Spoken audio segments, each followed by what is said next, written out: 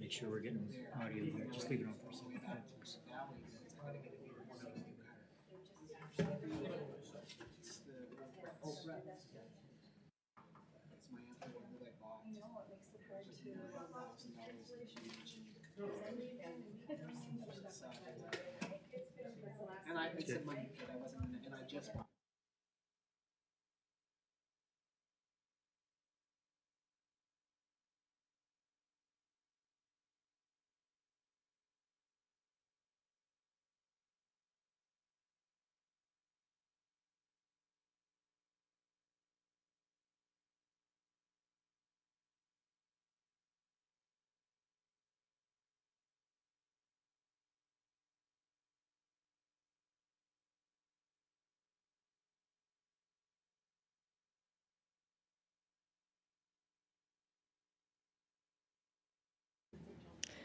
Good evening, ladies and gentlemen, and welcome to this session of Quispamsis Town Council.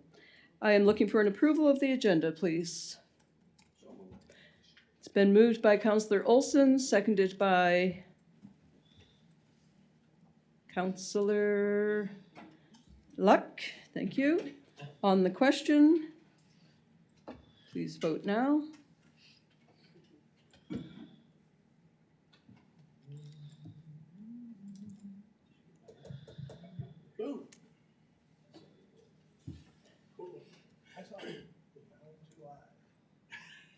Are you?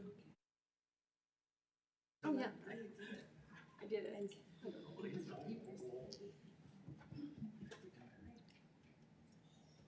Motion carried 6-0.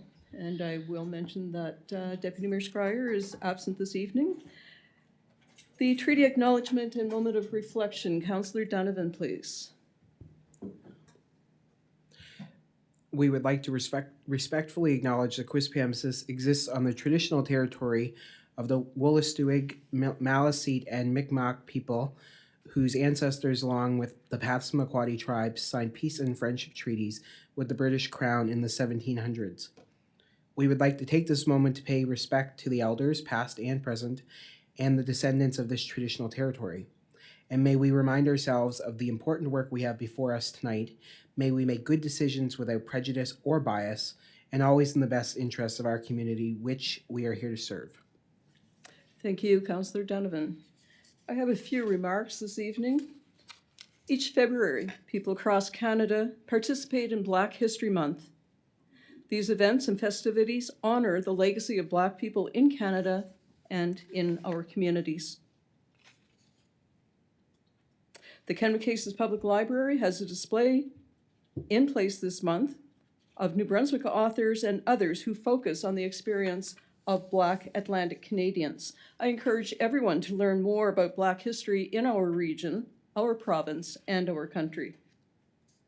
On another note, the town of Quispamsis is updating its municipal plan and zoning bylaw, undertaking a housing needs assessment. Members of the community are invited to speak to municipal staff and share their perspectives on these important issues at Open House on February 12th, 14th, and 17th. The town is also collecting feedback through 2 surveys. Learn more and take the surveys at quispamsisplanreview.ca. Fundy Winterfest is officially underway.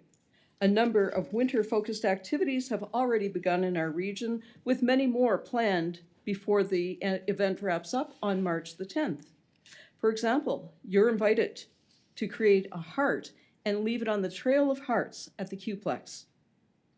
There's also a neon night light delight party at the Lions Club, spaghetti dinner, both on Valentine's Day. These activities offer an opportunity for all generations and cultures to connect and enjoy some seasonal fun. Follow Fundy Winterfest on Facebook and click on events to find out about what's coming up over the next several weeks. Item number 4, disclosure of interest. There are none. Item number 5, presentations. This evening we have a presentation proposed from UMNB Urban Caucus, Mayor Brittany Merrifield of Grand Bay Westfield, First Vice President, and Dan Murphy, Executive Director of UMNB, in attendance. Please come to the podium.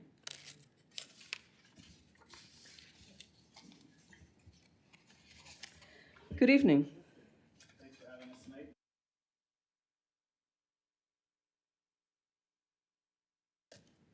Am I okay? There we go. There we I go. saw the red not on, so I wanted to make There you sure go. that I was live and indirect. So, thanks for the invitation tonight. Mayor Merrifield and I will walk through a quick sort of presentation around the Urban Caucus, further to the meeting that you had, your last meeting or meeting before last. And we'll go through that and then leave some time at the end for questions and answers. So I think if the presentation's up there, we can go to the next slide. Wonderful. So I think most of you know who the UMNB is and what we do. Quispamsis has been a longstanding member of our association.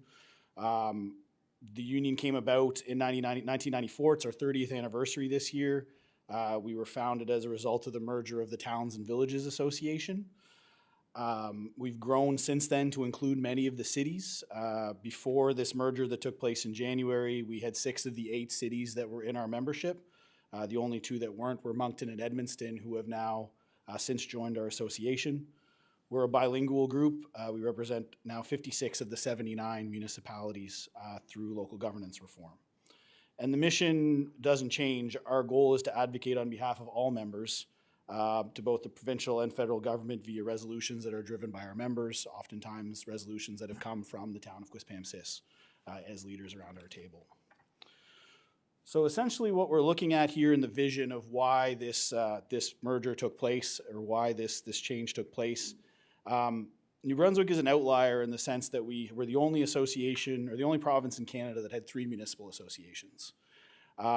We think that there's more benefit to us being a united front, to get down to 2 associations as opposed to 3, and an association that was already taking into account the urban realities and the rural and all of everything else in between. So what this is a strengthening of our city zone that already exists. We currently have had 2 representatives from the cities on our board historically. That's been a change that's existed for quite some time. And all this new change does is makes us a stronger organization, brings in more members, brings in more diverse voices from urban and rural, Anglophone and Francophone, and from the north and the south. So it gives us a better provincial presence than we had, so that's always a positive thing.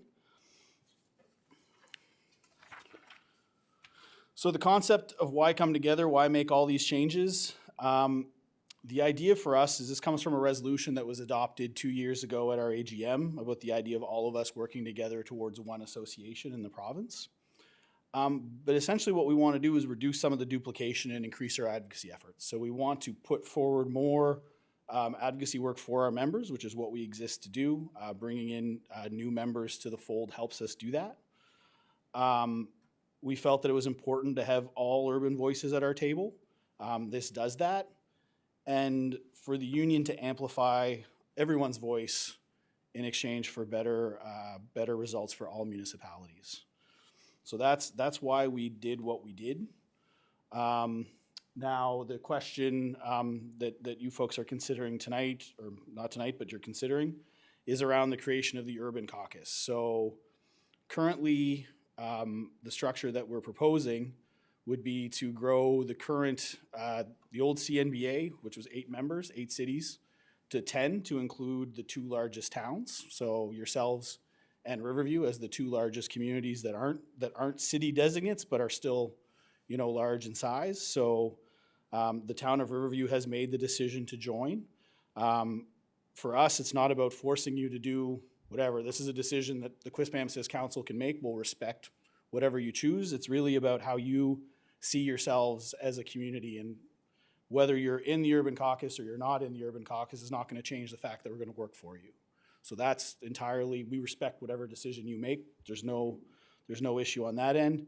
But for us, when we put this together, we just felt that, Quispamsis in a lot of ways, from size perspective, population, fit that criteria more than some of the other members. So we left that possibility open to you for your decision. So right now we were 8, now it's 9. maybe 10, depending on how this goes. And then eventually we'll have to figure out some membership criteria for how other members join or leave and that kind of thing. So there's some flexibility in that as well.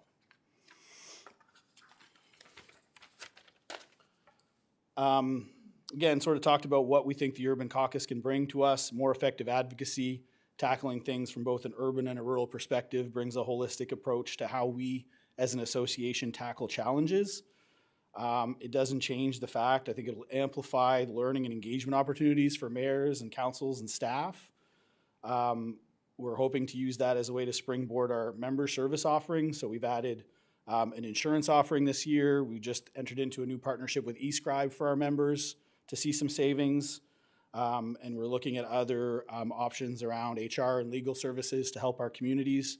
So this size, this scale helps us do more of that as well, which is a good thing. And then finally, I'm just going to close. We had a chance to look at the last council meeting that you had and sort of some of the discussions. So went through and addressed some of them here, and happy to take questions after this, as we mentioned. But the big thing is that this isn't a new association. UMNB, as I mentioned, represented 6 of the 8 cities before. We have 8 of them now. The idea is to create one association that is the voice for all municipalities in the province. To do that will require us to undertake a governance structure change, which we needed to do anyway. It's only normal for associations to review how they operate year over year. We were probably going to do that anyway without the cities all coming in. So that's going to happen, but I think, again, it's the idea of one association that's a strength for all of us. The Urban Municipal Caucus, again, it's a new branding, but it's something that's existed before. So currently, this past year, we had Tara Ross Robinson and Jean-Marc Brideau from Dieppe and Miramichi as reps for the cities on our board. Eventually, the UMC could figure out how they want to structure that, but it's not something new. It's something that's existed, just hasn't necessarily been used as effectively as it could be, and we're trying to build that capacity up through the strength of that. And then finally, this is really about adding new members to our association. So continue the growth that we've seen in the last 2 years. We've added 6 new members. This now brings us up to 8 new members since I've started 2.5 years ago. So it continues on the momentum of building a larger association that can do more for our members. So that's, again, sort of where we think this is going, and we think this will help us do better advocacy throughout the years ahead, and will allow us to really reshape an organization and with the aims of improving. We're good at what we do now. We can be better. Everyone can always be better. So this is us about trying to take that next step to be a renewed organization for, a renewed municipal governance sector, if you will, with all the local governance reform that's taken place. So, lots of changes ahead, but that's the quick and dirty of the thing. And I don't know if you have anything you want to add at this point, but I think Dan said it all. I think the real big takeaway of the merger between UMNB and CNBA is the fact that speaking with more voices gives us a strengthened voice at the end of the day at the table with the provincial government, and that's a really important thing. When you have 3 associations maybe not coming to the provincial government with the same messages, that weakens our message overall. So this is a good thing. And as Dan said before, the city zone has already been in existence for many years. This is just a rebrand of the city zone in a way to make it more effective. And the more effective we are from a zone perspective, from a UMC perspective, the more effective we are overall. Thank you, Dan. Thank you, Mayor Merrifield. And certainly, with the new reforms that have been placed upon us, there are many reasons why we always have to look at where we are and look at where we're going, and certainly realign ourselves and strengthen, the organizations that we find ourselves as municipalities. So I will open the floor now to questions for council. If anyone has anything, I don't see any lights on at this point. Councillor Miller, please. Thank you, Worship. I'm surprised I'm first. I actually have a bunch of questions, so I'll do a couple and then we'll pass. So if I look at Quispamsis versus the other cities, there's a vast difference. We don't get any provincial extra funding like all the other cities do. We don't have water like everybody else does. We don't have the downtown infrastructure like everybody else does. The situation in Edmonton or Campbellton are significantly different than the situation that we're facing. We're facing more, we need more schools, we need sidewalks, we need things like that. So saying all that, why Quispamsis besides our population? Because quite frankly, Rossi is more like a city than we would be when they'd have all the water. And so there's two questions now, and then I'll let everybody else go. So then I'll do them in no order. So, so if it's Quispamsis, so what in the cities? What was your biggest accomplishment as being in the cities? So what has happened that you were able to convince the government to? The reason I'm asking is we've already got regional facilities, we've got all these other things, we got people doing lots of stuff. To have more bureaucracy, no disrespect, we seem to have too much already in this province from my view. So what has been the biggest accomplishment of the cities that they've got something from the province, and how would that help us? Because we seem to be the duck out of water versus all the other cities from my view. So that's number one. I'll go there. Thank you, Councillor Miller. Councillor Miller, I guess our role as UMNB is not to add additional bureaucracy, but to act as an advocacy agency for all of the municipalities across the province. So, you know, in terms of that is essentially our job. So I'm not entirely sure how your question applies to the work UMNB does. Accomplishment, what is the biggest win you've had so far that you've got the government? You went to the government and said, we need this done, and it happened. Like, give me an example, because to have a group together to talk to the government, we talked to the government about some regional facility stuff, and it went up there and they said, no, thank you, and it didn't go anywhere. So what is your biggest accomplishment in the last, whatever, 5 years? What were you able to get from the provincial government? I mean, I guess I would answer that in that we're not the cities association. They've come into us, so I can't really speak to their big thing. I know one of the things that, and this was a joint effort, I know Councillor Thompson was around the table when we talked about arbitration. I know that was a big win a few years back between the union and the cities association and other municipalities fighting for that. That was one of the things that I know that we worked on. But again, I just want to reiterate, this is us looking at you from a perspective that, yeah, I can understand what you're saying, and that makes sense if that's your position. We looked at it from what are the top 10 biggest communities, let's say, and Quispamsis is number 6, if I'm not mistaken. So we looked at it from that perspective. But again, for us, this is about, you know, we're going to continue to work for you whether you're in this or whether you're not. The advantage that we think comes with this is just there's going to be extra, you know, information that comes out of meeting with other communities around the province. So you're going to be around the table with other municipalities that sometimes you learn best practices from what's going on in Edmonton and what's going on in Bathurst or what's happening in Miramichi or Moncton or St. John or whatever the case might be. So I think that's an advantage. But again, from our perspective, this is a decision that council has to make, and you know, we'll support you in whatever you decide. Yeah, like Dan said earlier, it's about how Quispamsis views Quispamsis. Do you feel comfortable with where you are? Do you feel that, you know, you would receive value from a seat at the UMC table? That's a question that only council can answer, and we will advocate for the town of Quispamsis no matter where you are. Thank you. Well, Councillor Miller, I don't see anyone else's lights on. Oh, there we go. Councillor Luck, please. I was hoping you'd go first. Thank you for presenting. You're probably going to cover everything. Well, no, I'll only ask one question. First of all, congrats. I think the merger is wonderful. I mean, again, having 3 voices versus 2 voices or one big strong voice is definitely the way to go. So I'm totally in favor of that. I do have to agree with all the comments Councillor Miller has said. I guess I'm trying to get my head around, besides the fact that we have the body count, what else is similar? Because when I look at, like, our transportation needs are hugely different than city transportation needs. We are unwell for the most part. So again, our water needs are hugely different than the cities. Even our housing and people living rough, like, we just have a different community. So I'm asking myself, like, what's in it for us?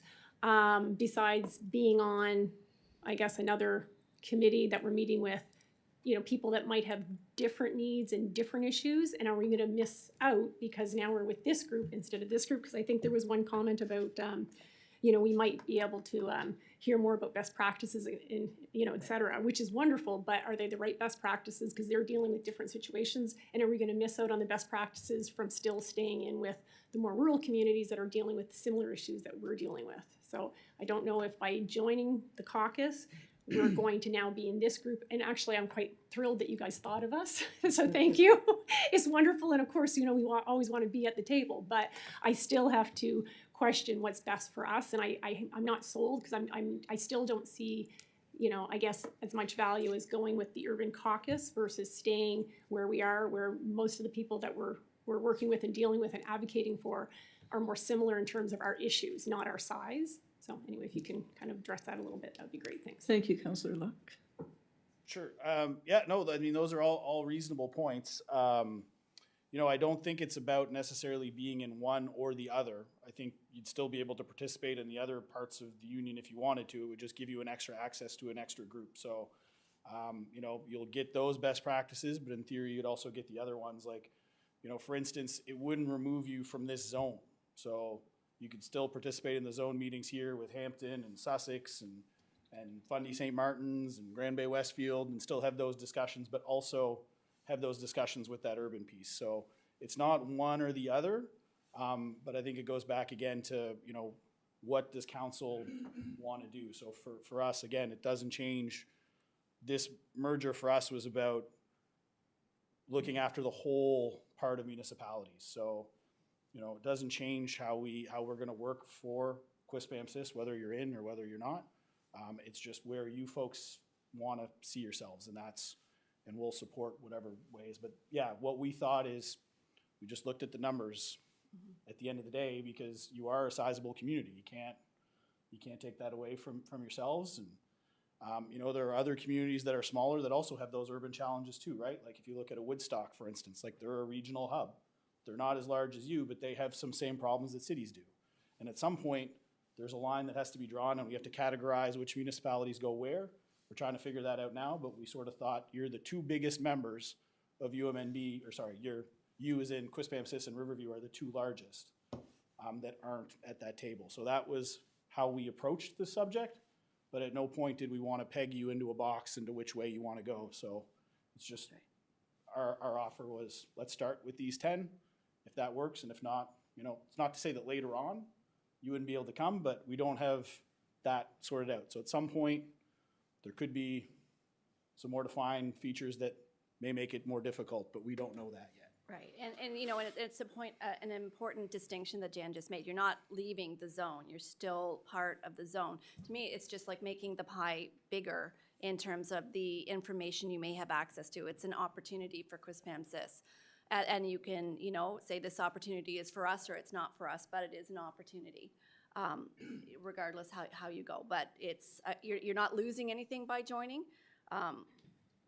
From my perspective, I always think the more information and the more access I have, the better. But again, that's all about, where you feel Quispamsis fits into that scheme of things and what your identity is. Thank you. Follow up, Councillor Luck, are you good? Okay. Councillor Bigger, please. Thank you, Your Worship. And thank you very much, folks, for coming and clarifying some stuff.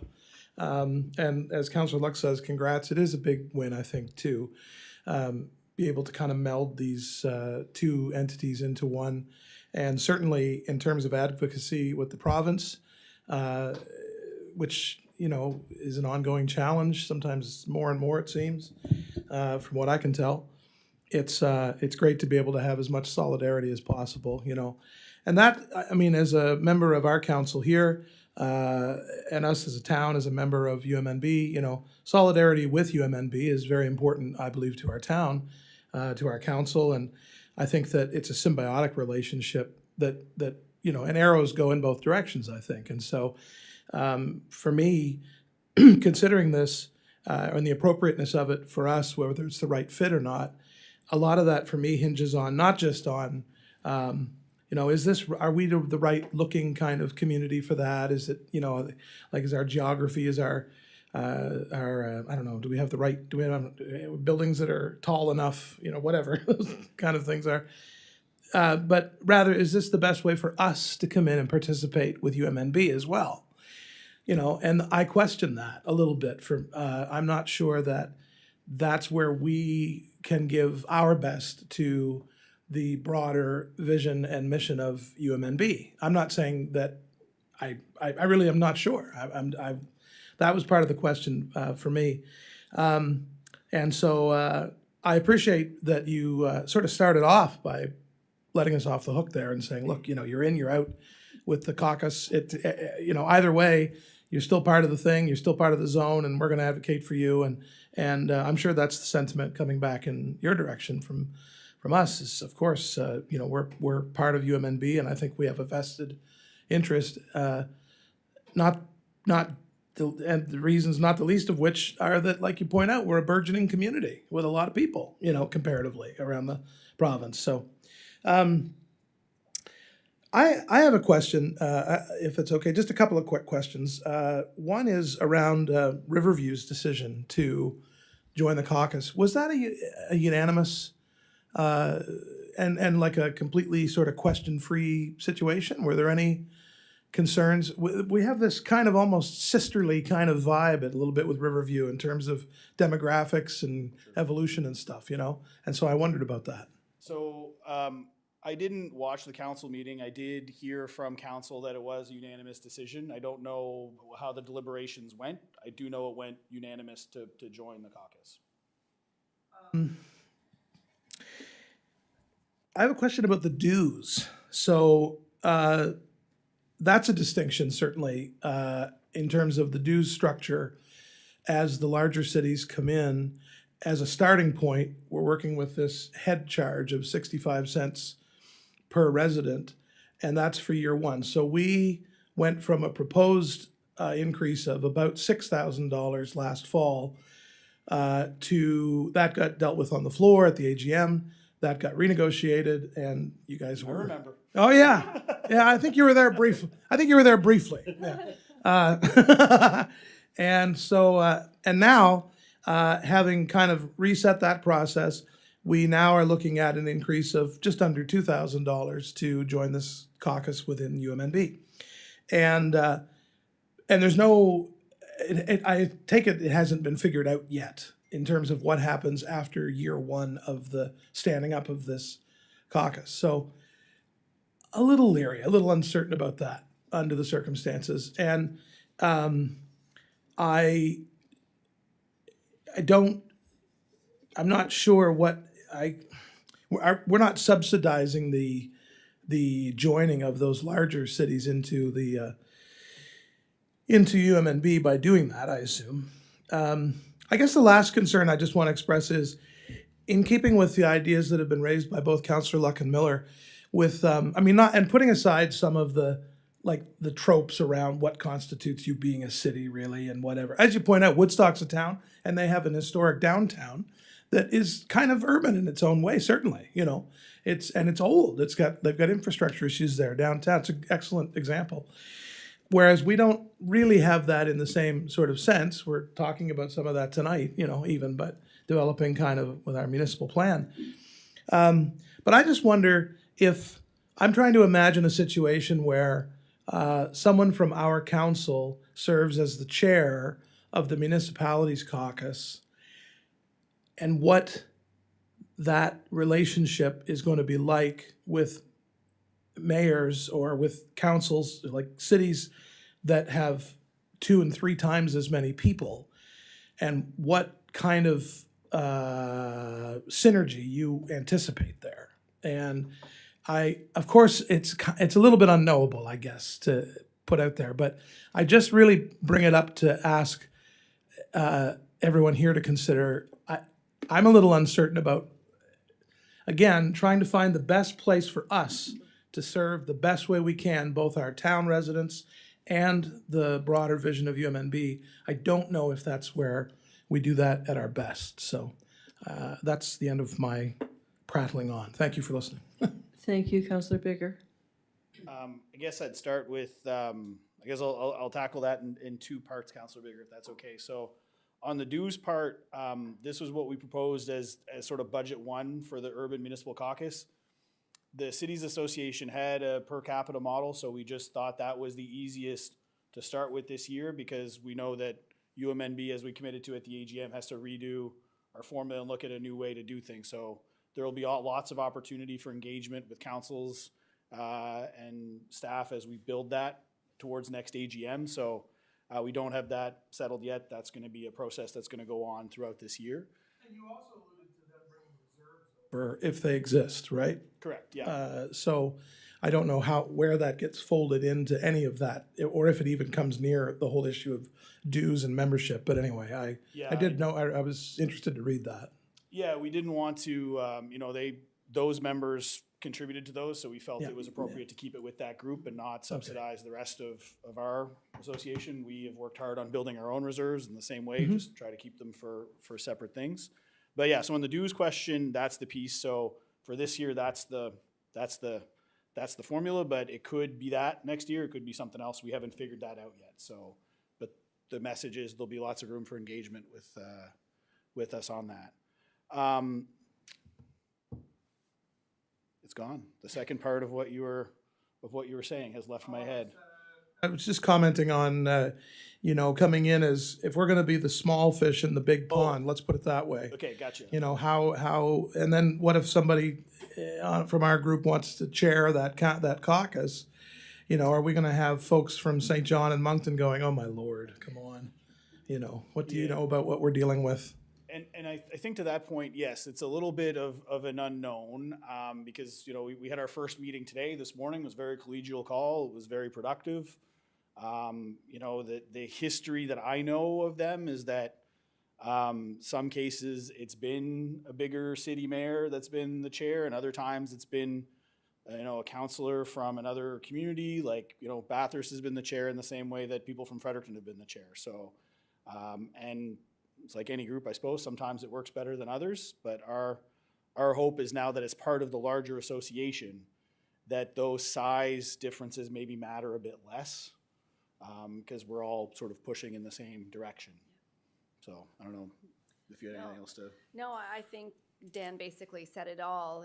Adam Lorden, Mayor Lorden, is currently chair of he was president of the CNBA, and he's certainly not the mayor of the largest municipality in the CNBA, and he's currently now the UMC chair. And again, he would be one of the smaller municipalities. So I think there's certainly recognition of ability to chair as opposed to size of municipality. Correct, yeah. They're smaller than us, Yeah. aren't they? Population-wise, I mean. They're about 18,000, I believe. Thank you, Councillor Bigger. Councillor Olson, please. Thank you, Your Worship. Thank you for your presentation. Got a couple of questions. You talk about two associations. Who are they?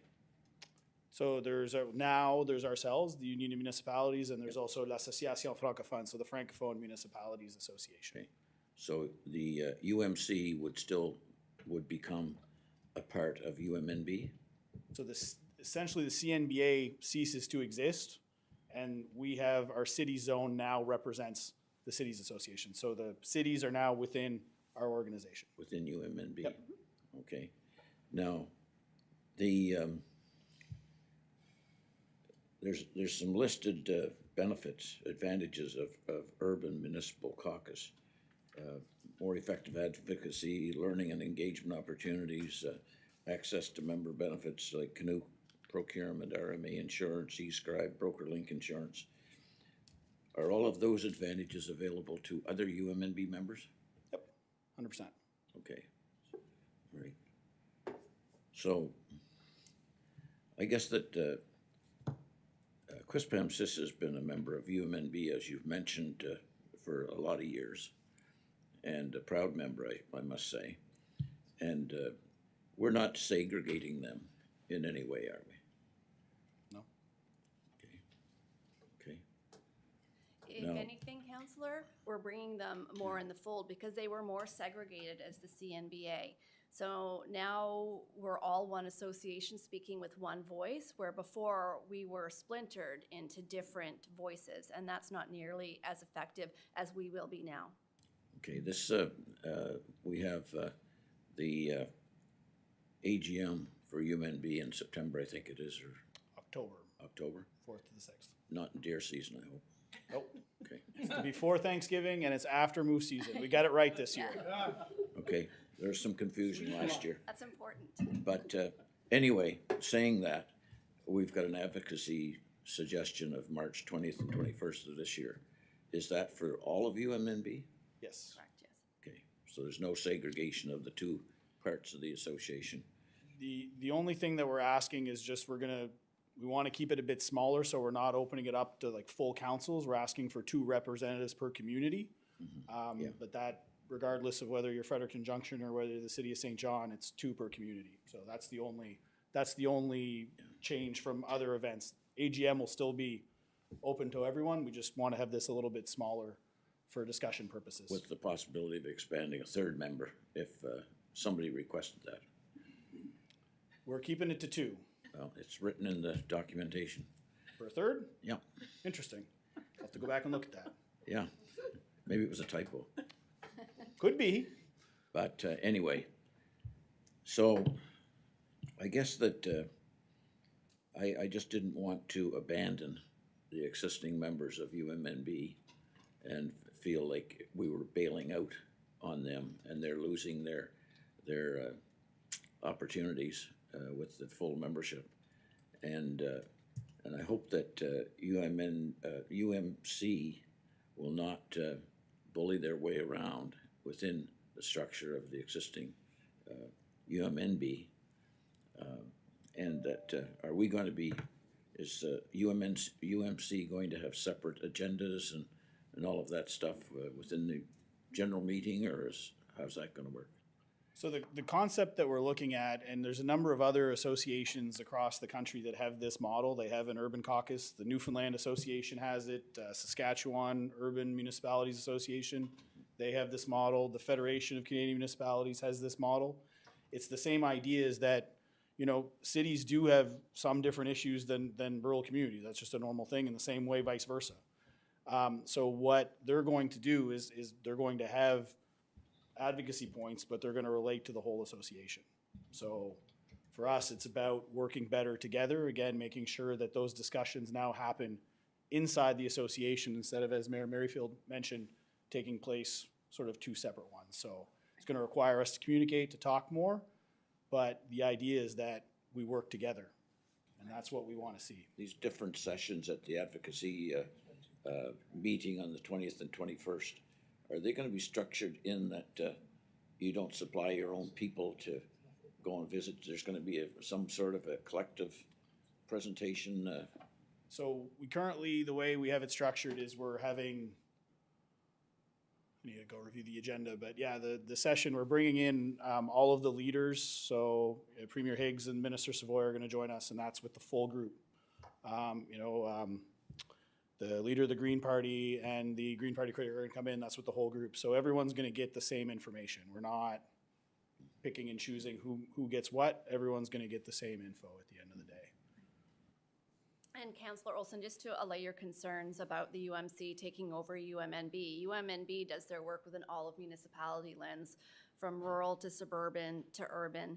And currently, we already have as members 6 of the 8 cities, and we have for some time. So there's no concern of a big takeover. Our governance already allows for the city zones. It's just being rebranded as the UMC, and we're just folding CNBA under the banner of UMNB is just going to give us, all of the municipalities, more power at that provincial table. Okay, so the UMB, the remaining members of UMNB's positions are not weakened. If anything, they're strengthened.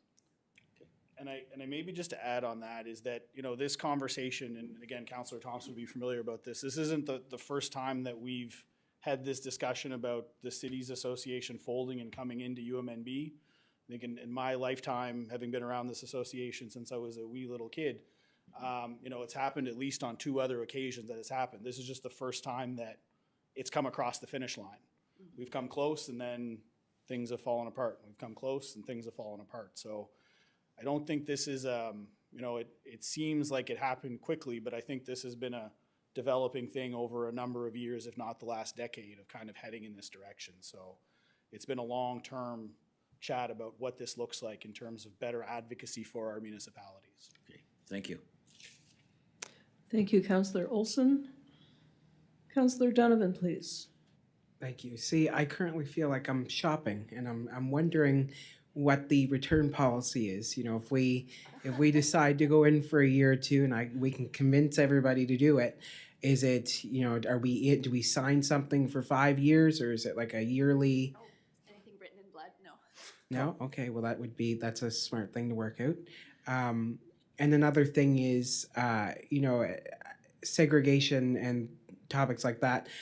I don't feel it would be segregated. You know, I look at it, and maybe I'm wrong, and correct me if I am, but, you know, we have all these zone meetings within UMNB. I can't, as a member of Zone 2 or 4 or 6 or whatever zone I can't go to the Zone 7 meeting or whatever.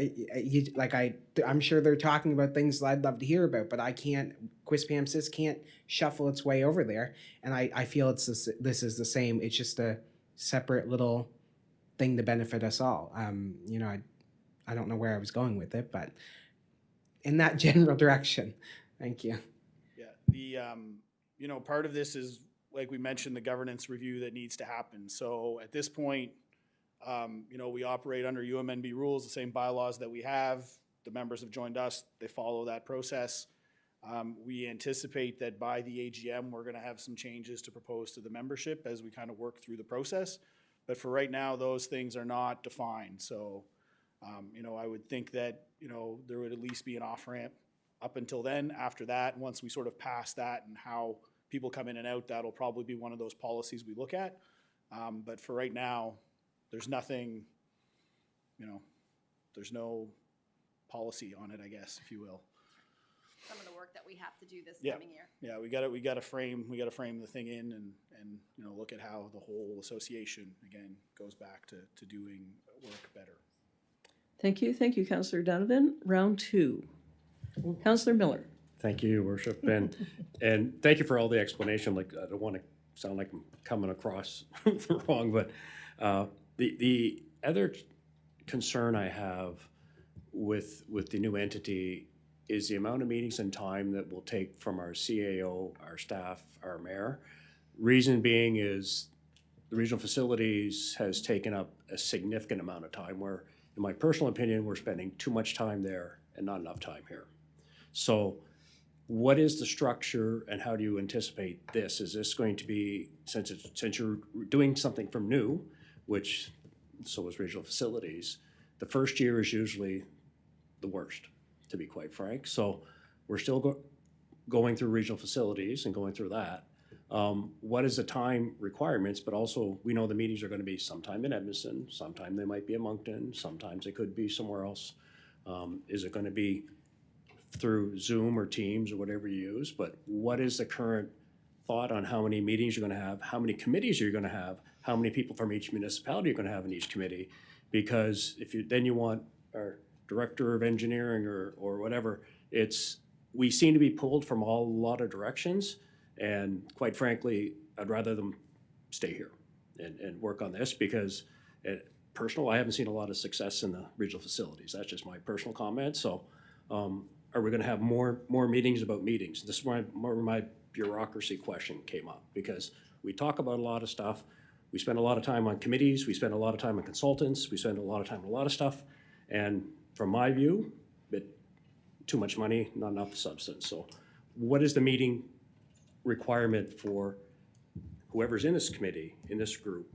What do they have to go to? What do they have to commit to? 8 meetings a year, 7 meetings a year, 5 people, 4 committees? And before you answer that, I'm just going to say that it's Regional Services Commission. Oh, I'm sorry, I believe, yeah. you know, just so that, What I say, regional saying you facilities? said regional Oh, facilities. that's another bone so mad that I at have to pick, but yeah, that's He's a- mad at them too, though. I'm mad at them. Regional Service Committee, I apologize. Thank you. Thank you. Yep, so currently the engagement is a meeting a month for an hour and a half. That's the current meeting schedule. Right now they're scheduled for the second Tuesday of every month. So right now that's the mayors that are participation in that. As sort of a shadow group to this, or not a shadow, that sounds sketchy. It's not shadow, it's as a supporting group. There's a CAOs committee that meets as needed. That group probably 3 or 4 times a year, depending on what the advocacy push is, if there's particular issues they want to discuss. So we have the first meeting of that group next Wednesday afternoon.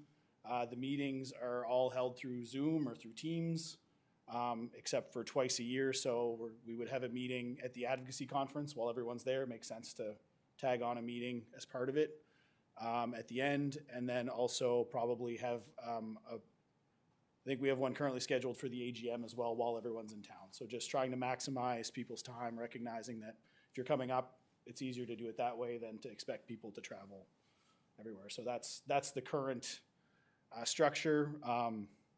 You know, it's not the sake of having a meeting to have a meeting. If there's not a lot on the agenda, then we won't have the meeting. But generally, so far, I've found that there's not too many meetings about meetings and what I'm up to these days. I know, and just, you know, just to further build on that, I mean, it's the members that are around that table. They're the ones driving the bus. So there's no bureaucracy because it's, you know, the mayors or the councillors that are part of the city zone or, you know, the urban municipal caucus, however you want to call that, that are developing that agenda and deciding what work needs to be done. Thank you, Councillor Miller. Councillor Luck, please. Thank you, Your Worship. I do have a few more questions. One of the questions you had mentioned is that this model has been used in other areas.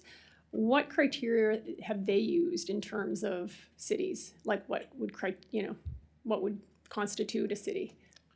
So it's all a bit different, but mostly like in Newfoundland, it's based on population. So theirs is significantly larger than what we're proposing. The Newfoundland caucus, if I'm not mistaken, is about 26 members. But they also have something like 379 municipalities. Like it's a very large number. But I think their cutoff is, what urban is 5,000 and up. So that's how they define it. SUMA, if I'm not mistaken, in Saskatchewan, they have, I think it's their largest 12 communities. And those are cities. Part of the challenge in New Brunswick is how we define local government entities. Like, you know, cities and towns seem a bit fluid these days. You know, as we sort of mentioned, like a Woodstock versus a St. Stephen versus an Edmundston. So I would think that probably helps in their definitions as well. But those are the two. In terms of how FCM structures their big city mayors caucus, it's again the largest communities, but there's also a regional component to it. Because like if we look at Halifax and St. John's, who are included in the big city mayors group, there are communities in Ontario that are significantly larger but are not at that table. And I know that's always a sticking point again, because at some point you got to figure out the cap and who makes sense and who doesn't. So, you know, and for us, eventually it would be the idea to define what that is. So whether the province defines that, whether we define it, at some point we have to do that work. Okay. I have a few other questions, comments. So I guess Councillor Miller had talked about efficiencies. So I guess based on my math, you were saying that now the Urban Caucus would be meeting monthly for about an hour and a half each month. But then earlier we were saying that we can also attend, so we're not missing out on the things that potentially would be more relevant to us as an urban area. So then we would be adding a bit more meetings and I guess less efficiency to this.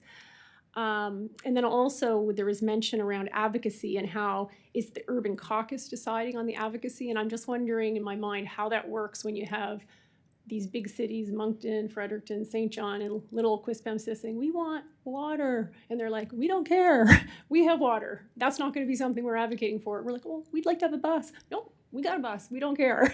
So I'm just wondering in terms of how we are going to have a place at that table when, again, a lot of our issues seem so different. And again, I'm trying to get my head around it because I mean, I see some value. And I guess the last comment, and then I'll let you, is I was at the AGM, you know, Councillor Bigger kind of alluded to that in terms of, I guess my worry too is our other municipal entities came to our defense when the formula didn't seem to work out in our favor. And I kind of worry that right now things are kind of in limbo where we're not really sure funding models in the future. And if we say, well, sure, let's join this Urban Caucus and acknowledge that we're one of the big players, you know, down the road, are we going to be kicking ourselves because now the funding models, because we're one of the big players, is going to drive our costs that much more. So again, if you could speak to some of those things, that would be great. Thanks. I'll start off and, Thank you, I'll, Councillor Luck. when you talk about the efficiencies with the meetings, I would actually say that being at both of those tables, and again, you have to decide what's right for the town of Quispamsis. That's not what we're here to do. We're just here to highlight, what the potential advantages might be, and you can decide, whether that works for the town of Quispamsis or not. But when you're at both of those tables, I would suggest there would potentially be more value coming to the town of Quispamsis to be at both of those tables, because different things, as you alluded to, may be discussed, and some of them may apply to the town of Quispamsis when it's coming from a more urban perspective because of your population size, where the town of Grand Bay Westfield might not have the same issue. So maybe that's not something we would discuss at the zone meeting. And the other thing you alluded to was the water issue. Well, maybe the city of St. John doesn't need water, but we all need infrastructure. So, the town of Quispamsis needs more funding for infrastructure. Well, that's that common point of advocacy that you can all come to, whether they need water or whether you need roads or whether you need sewer, etc. You work towards that infrastructure advocacy piece, and that's how that works. Yeah, and I think, and that's, just to add, I guess, on that, in terms of the efficiency piece, I mean, it's also like possible to divide that work, maybe someone goes to one meeting and someone goes to another. It's not necessarily taxing one particular person to do all of it. So, the many hands make light work approach, that's one way to look at it. And I think to Mayor Merrifield's point again, the idea for us is, this is a union that looks out for the collective. That's our idea. It's, we've got to collectively advocate for points that work for us.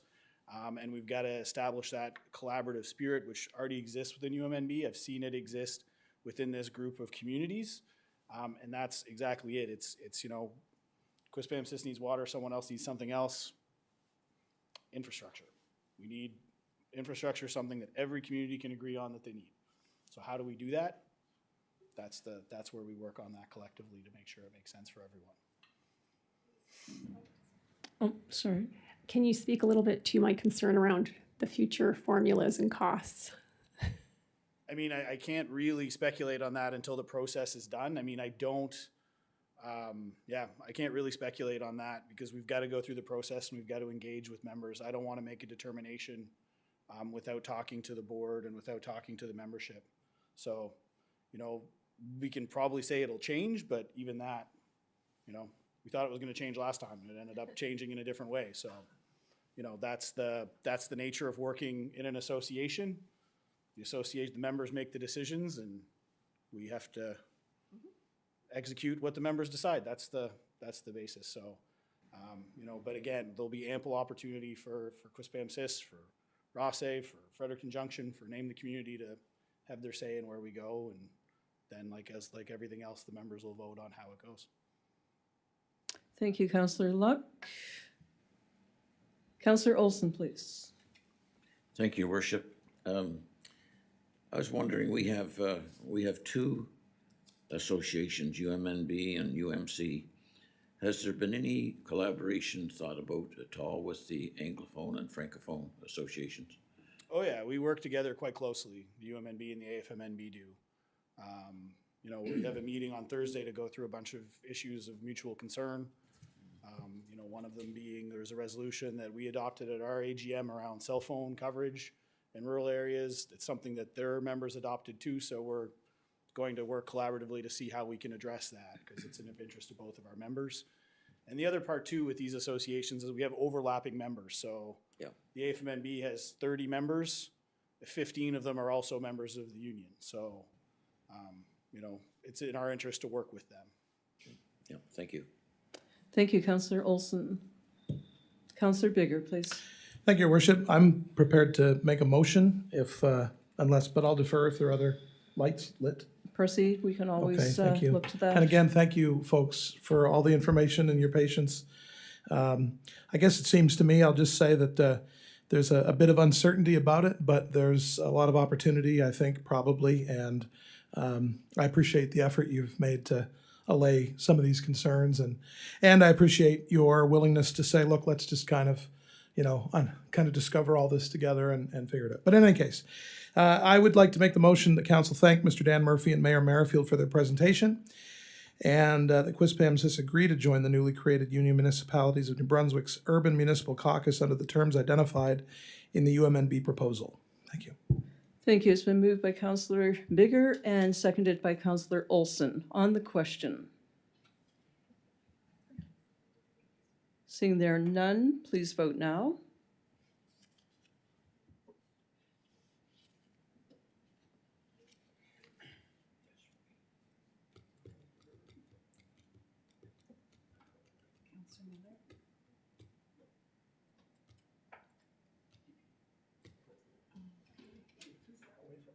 Your worship, it's a tie vote.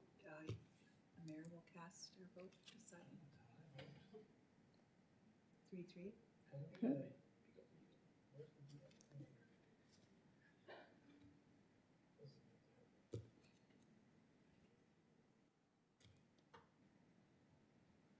Well, given the concerns that have been expressed,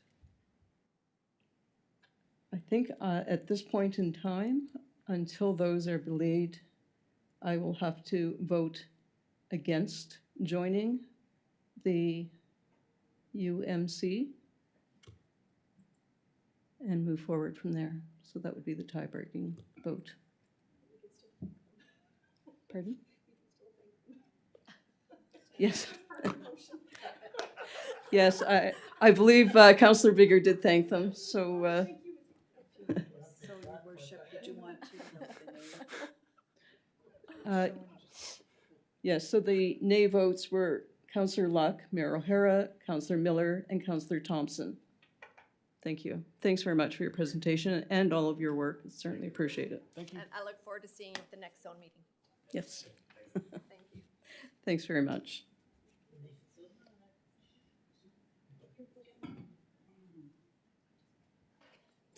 Item 5A is the overview of the municipal plan, zoning bylaw, and housing needs assessment review. And in attendance, we have Jennifer Brown, an associate with Dillon Consulting. So please come to the podium. Thank you, Your Worship. And thank you, Council, for having me this evening. We have quite a big pile of work in front of you this evening. I'm going to try to keep it as high level as possible so we have some time to answer some questions. I think we'll begin with a bit of a caveat here. We are very early days in both your municipal plan and zoning bylaw review, as well as your housing needs assessment. What we're going through this evening is very preliminary results. We're just starting to scratch the surface because we're preparing really to launch public engagement. So I'm here today to kick off the project and also try to entice some of the residents to really dig their teeth into those surveys, as well as come out to public engagement next week. I think there is do I control this or is this? Tim is. Hi. We'll move to the next slide. Okay, so this evening, again, a kickoff of two big pieces of work: municipal plan review, zoning bylaw review. Those two documents kind of are done in tandem because they're both created under the Community Planning Act. Your housing needs assessment is something that will create essentially a path forward, an action plan for a response to housing, and also discover what it is the community wants, but also what it is the data is telling us that you as a town need. So we'll move to the next slide there. Also, all of my notes are based on slide numbers that are conveniently covered by that black box. So if it so happens that I look a little lost, okay, thank you. So right now we'll start at the very beginning with your municipal plan and zoning bylaw review. So what is a municipal plan? So you're using municipal plan quite often, even though you may not realize it. So your municipal plan is the guiding policy document that really should be kind of the light post that's guiding development and land use management within the municipality. We'll move on to the next slide there. So why is a municipal plan update needed? your municipal plan has been amended quite a bit. So the more changes that happen, it's indicating that it's no longer serving the community as well as it could. We're also in a very big time of change, catalytic change. You're going through quite a big period of growth. It's projected that you'll continue to go through this period of growth. You need those guiding policies to be responsive to your community. The other piece is, your last update was in 2018, realizing it's only 2024, but your municipal plan is required to be updated every 10 years, reviewed every 5. So you're kind of, the lineup of those dominoes is there. We'll go to the next slide. So what is a zoning bylaw? So your zoning bylaw implements the vision that's coming from your municipal plan. The zoning bylaw is the document that your community is going to recognize the most. It's the one you interact with the most. Zones are very easy to understand. Dimensional controls are really easy to understand. When people talk about setbacks, that's what they're talking about, your zoning bylaw. We'll switch to the next slide there. So why is the review needed? Again, you've made a lot of changes, requested a lot of amendments to your zoning bylaw. The environment of development has changed a lot in the town of Quispamsis. Zoning and development standards, the environment that those are created in has changed a lot, meaning land use planning best practice has shifted. You're in a very unique space where you're able to be adaptive, be innovative, create new flexible approaches to development to respond to your community. This aligns also very keenly with local governance reform and some of the changes that have come out from legislative changes, including things like, we'll get into here in a few minutes, statements of public interest. So your documents aligning with those provincial directives and then also aligning with best practices, you're in a really unique opportunity where, yes, the provincial changes are forcing you to do some updates, but it's allowing you to be super responsive to community need at the same time. So what's this process look like? So lucky for us, municipal plan and zoning bylaw process is outlined in a very linear way in the Community Planning Act. We essentially start with your municipal plan, get as much information as we can, create policy directives, goals, objectives for a slew of topics, housing, transportation, environment, infrastructure. We set those policy directives and then we immediately go through the zoning bylaw to make sure that decisions align with those policy statements, that there are guideposts for development that align with those policies. So right now we're going to start with essentially a very big public component. We're asking the community to come out and see us next week and discuss, what their priorities are, what they want to see in their community, formulate an identity, a refreshed identity of what the town of Quispamsis is. The last presentation, the folks that were up here, I heard a lot. What I'm gleaning from council is there is a sense of we're not an urban environment.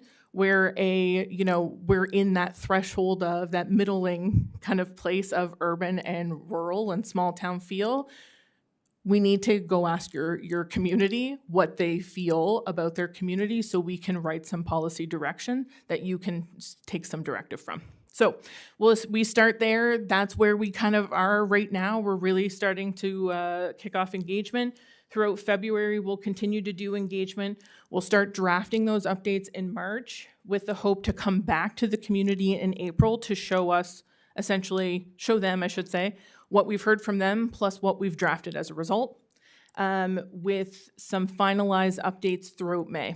So it's a very aggressive schedule considering the amount of work that's being undertaken here. We have a large amount of support from town staff that are really kind of driving this process forward. I know before I've plugged your staff before in front of council, I will reiterate, your staff is excellent to work with. They have their nose to the ground. They understand the temperature in the room, which makes my job and my team's job much easier. And it allows me to be confident that we're going to be able to be quick through this process, effective and efficient through this process, and responsive to what the community is saying, because I'm trusting that your staff is listening every single day. So when we go out to talk to this community, I'm not expecting any surprise. I don't think Dwight and his staff are expecting any surprises either. So all good news. So you'll see me and my team between now and May. Quite frequently, you'll be hearing from us quite a bit, for better or for worse. But we'll move on just to some kind of a little bit more technical information, trying to paint a picture of where you're at as a community, specifically around demographics and labor data. So we know that Quispamsis has been growing. We know it's projected to continue to grow. These are kind of our preliminary results that I discussed at the top there. Your population demographics are shifting a bit. So, I live very near to this community. My family lives in this community. We think of Quispamsis as a very family-oriented community, and it is. But your demographics are shifting a bit. So you have less families in the houses that previously were in the last census. So that means some things. So you have an aging community that changes what you may need as a community in terms of amenities, housing stock, and infrastructure. So these are interesting things that we expect to hear we're expecting to hear residents kind of confirm what the data is saying, but what we're trying to pull out from residents is what that means to them and how that will need to perhaps change the identity and the purview of policy statements in your municipal plan, and also how we do development in this community. The other piece here is that your housing stock is relatively uniform. You're a community of single detached dwellings. That is what has been primarily developed over the past, basically, generation. But you are seeing some shifts. So you're seeing more multi-units. You're seeing more interest in townhouses. You're seeing more duplex type development. We'll go to the next slide there.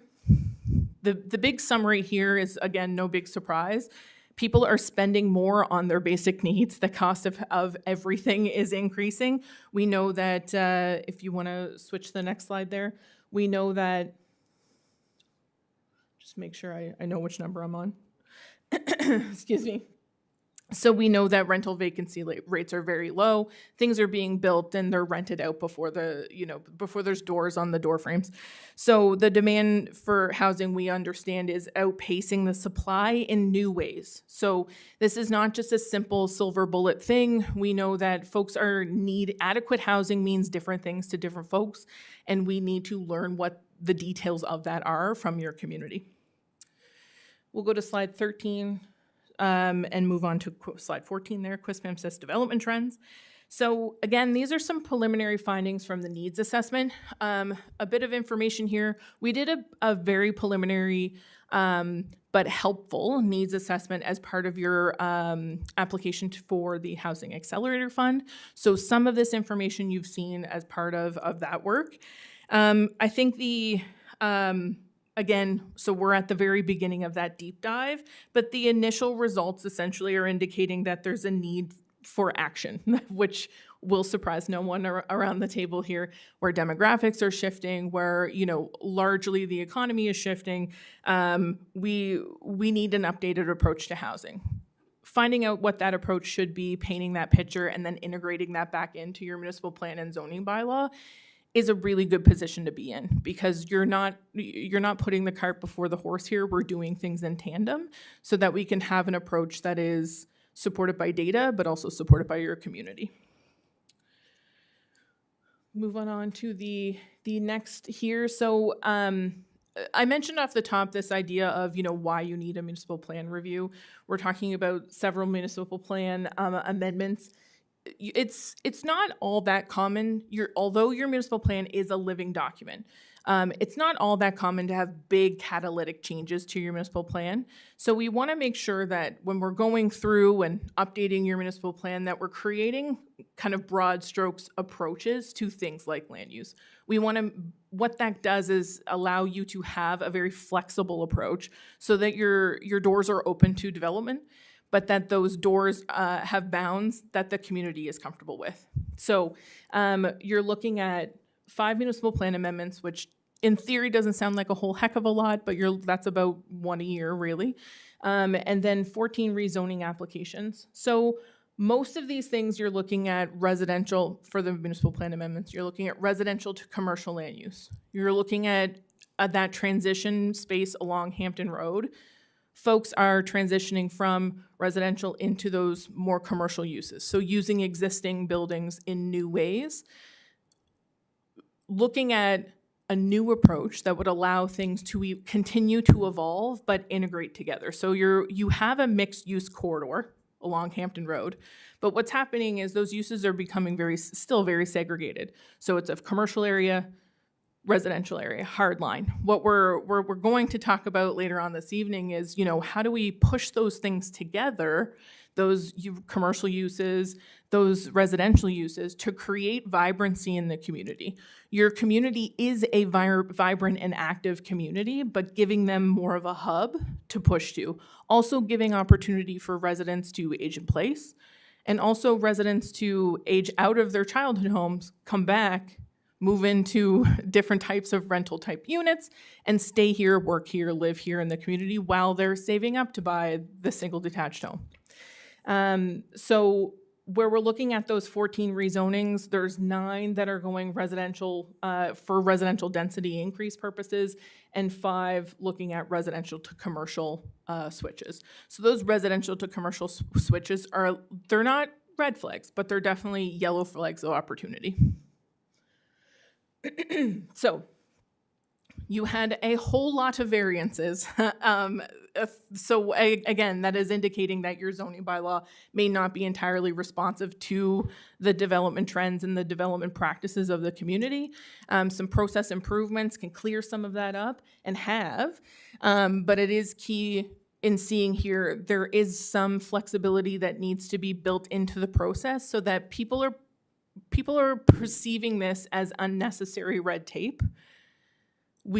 Just a clear fix of, an analysis of what those variances are correcting that, so that you're just seeing people come through the door and get permits, and walking out the door rather than going through process. So I think an important statistic here is this idea of an average of 65 new dwelling units per year. That's quite high in consideration of your population and where you are geographically. 65 units a year is a lot, but it's still not enough to keep up with what your projected demand is, obviously, as you could continue to build at a very high level, and still these units are full before they're built. So it's an interesting situation to be in. You're in a good position to attract solid development, but what we're trying to do through this process is, again, learn what the residents want, understand from the data what they need, and then build a framework so that these things can be built a little bit quicker, so that there is a less, still due diligence, but the due diligence happens now, so that we can get people through the door a little bit quicker. Moving on to the next slide there. So I'm assuming what the data is telling you is exactly what I just said, getting ahead of myself, but I think on slide 18 there, what the key takeaway I really, and I mentioned this earlier, the surprise for me is that shrinking, changing household size, because it's indicative of so many other changes coming down the line. So this age-friendly community, universal design principles, all of these things have not yet been factored in to your development frameworks, but need to be. And so this creates an opportunity for the town to do so. In terms of, we'll go to the next slide. So we also understand that, another key point here and another key opportunity is we're looking at relatively large lots. So when you look at which single detached development we understand is not the most efficient type of development, we're looking through this process to find opportunities to gently increase density. Quispamsis doesn't need to aggressively densify. We're trying to look at opportunities to maintain your character while allowing for gentle increases in gentle increases in density in key locations where they won't be super impactful to established neighborhoods, for example, where they're located close to streets that have sidewalks. safe in 5 years' time, the region decides there's a regional transit system on the horizon. Well, we want to start looking at more dense opportunities where those transit services would ideally be located. We can look at that now. Moving on to the next slide. So just again, this is a very high level. I'm not sure if folks have heard about the statements of public interest or if they've worked through these before at the provincial level, but the long and short of it is the province has required that your municipal plan and zoning bylaw align with certain statements of public interest. They're going to be around settlement patterns, agriculture, climate change. These are all very common sense type statements. But at the same time, it gives an opportunity to maybe be a bit more innovative, maybe be a bit more progressive in how we align with these statements. Moving on to the next slide. So we've touched on a couple things so far. So the next few slides essentially provide a bit of insight into how the municipal plan and zoning bylaw would connect to the SPIs. So our approach would provide for example, on this slide, a variety of housing types. We'll go to the next slide. And at the same time, as I mentioned, this regional transit opportunity, setting you up with policy statements so that should that opportunity fall in your laps, you've got policy to hang your hat on to allow for things like funding opportunities, to check the box for funding opportunities, to check the box for regional collaboration. Setting that up also allows you to align with the SPIs, which is what the province is asking for through this process, through this local governance reform improvements. We'll go to slide 24. I think the mixed use conversation is going to be one that is going to come up a lot. Right now, you've got a mix of uses as in a mixed use development pattern. What we're trying to incentivize, what I imagine we're trying to incentivize and what your community would likely be in favor of is mixed use development, meaning you have a mixture of uses in a single build. That could mean adapting existing infrastructure and existing builds, or it could be allowing for more innovative buildings to occur. Again, where that's going to happen is where your commercial concentrations already are, but starting to introduce more gentle uses, like we're thinking your neighborhood grocery store, your neighborhood retail, small restaurants, cafes. Where could they be integrated into your existing development pattern so that they're responding to the local neighborhood, creating some opportunities there to allow people to use land in a more creative way, and responding to what the community has asked for in the past through things like variance applications, PAC applications, rezonings, municipal plan amendments. Go to the next one here. Okay, so future directions. So in the next few slides, this is kind of where the excitement comes through. We're talking about sample concepts for development. So where we're looking at in terms of directions, we're accounting for what we've learned so far. So through our initial analysis, through that housing needs assessment, and also looking at the SPIs as well as best practice information from land use planning, we've drafted 2 sample concepts. The concepts are very much intended just to visualize things we've discussed already this evening, like gentle density and mixed use development.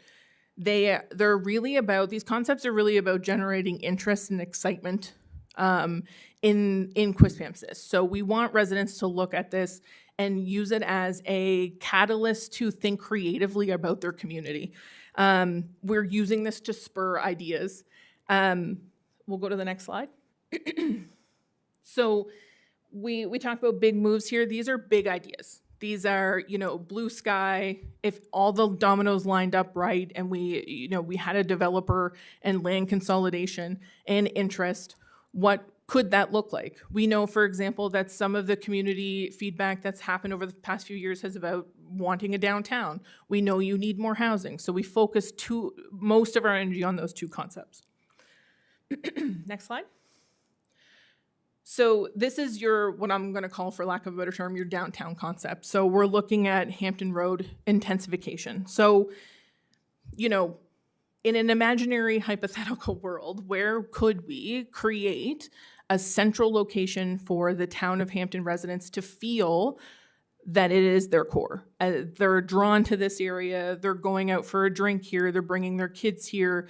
There's an amphitheater in this area that there's a concert in. They're showing movies here. People are saying, "Oh, let's go for a walk downtown."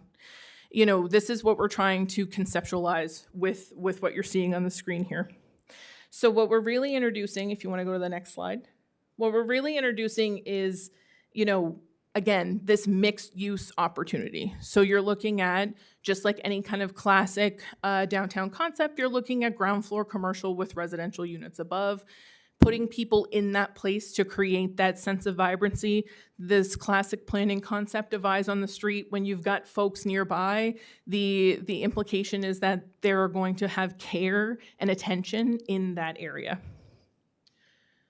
The next slide shows a 3D rendering of what a mixture of heights, story heights, and a mixture of uses could look like on that Hampton-Pettingill Road intersection.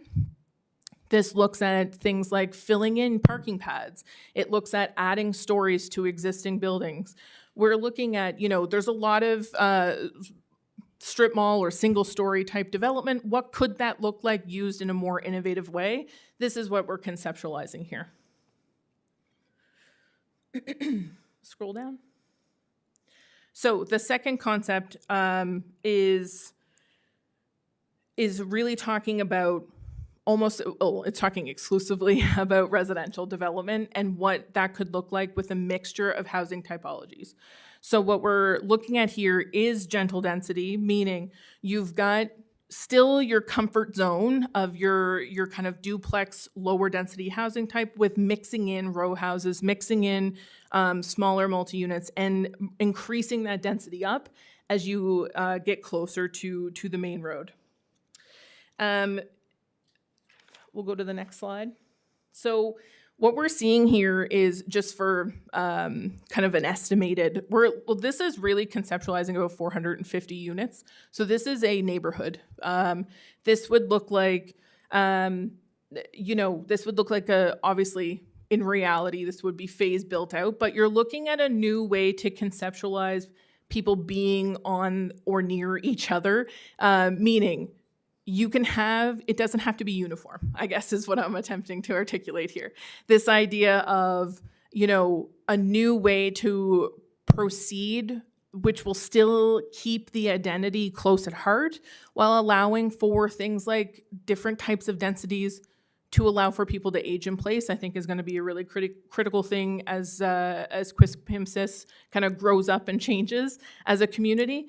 It also allows those folks that want to enter into the housing market to enter into maybe a fourplex, maybe a sixplex, creating more accessibility to the housing market, but creating more stock and more adequate housing, and creating a framework that allows developers to come in with new and innovative ideas. What we're looking for in terms of feedback, if we want to go to the next slide. So when you look at this, you still look at a very green neighborhood. You still look at a lot of open space, a lot of amenity space. It's still very representative of the development pattern that has been established in Quispamsis. What we're looking to learn from residents is their appetite for this. Does this make sense to them? What are their criticisms of something like this, so that we can create a zoning bylaw that's responsive, that will still allow us to get those higher density numbers without impacting the development pattern.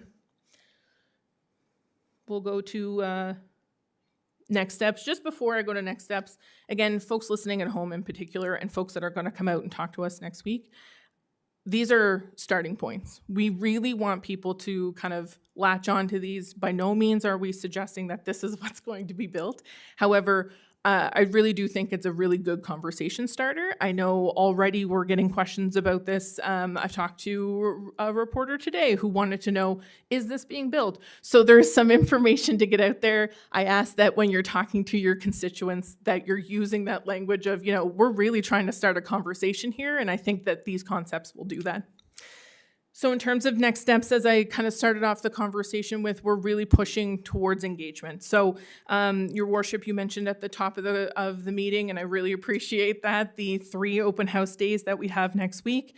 We will take your feedback however you want to give it to us. We do have a website, obviously, for this project, which will be constantly updated. Excuse me. But I think the big push and the big key takeaway here is that we really want people to engage with that website. We really want people to come out and talk to us next week. We want to get as much information as we can, so we go into this drafting of your updated municipal plan and zoning bylaw with eyes wide open. We don't want to be sitting here in May saying, this is our best guess. We want to come in here saying, the community is really behind this. So buy-in early is really important to us from council, from staff, which staff is quite on board with this already and very supportive. So we want to make sure that the residents are right there with us come May when we start talking about adoption. So in closing, I'll just say that please come out to see us Monday, February 12th, Wednesday, February 14th, and Saturday the 17th. On Monday, we're at Meenan's Cove Beach House. Wednesday and Saturday, we're at the Qplex. All those dates will be linked on social media. They're on the website, and they're on Plan Review, Quispamsis Plan Review.ca. I feel as though I've talked very, very quickly this evening. I imagine it's a lot of information to take, but we are just scratching the surface. Very happy to answer any questions, though, and I really appreciate your time. Thank you very much, Ms. Brown. Certainly, we've talked about mixed use of properties over the last 10 years, 11 years, 12 years that I've been on council, and it's something that I think is really important. We've also been hearing about the housing crunch, that we need to expand what we have as far as stock. We are no longer, or nor can we, be a single residential family home community. And I think in creating opportunities for land use, providing that, we are wise about this, that we take into consideration climate change, that we take into consideration the environment, all of those things are important.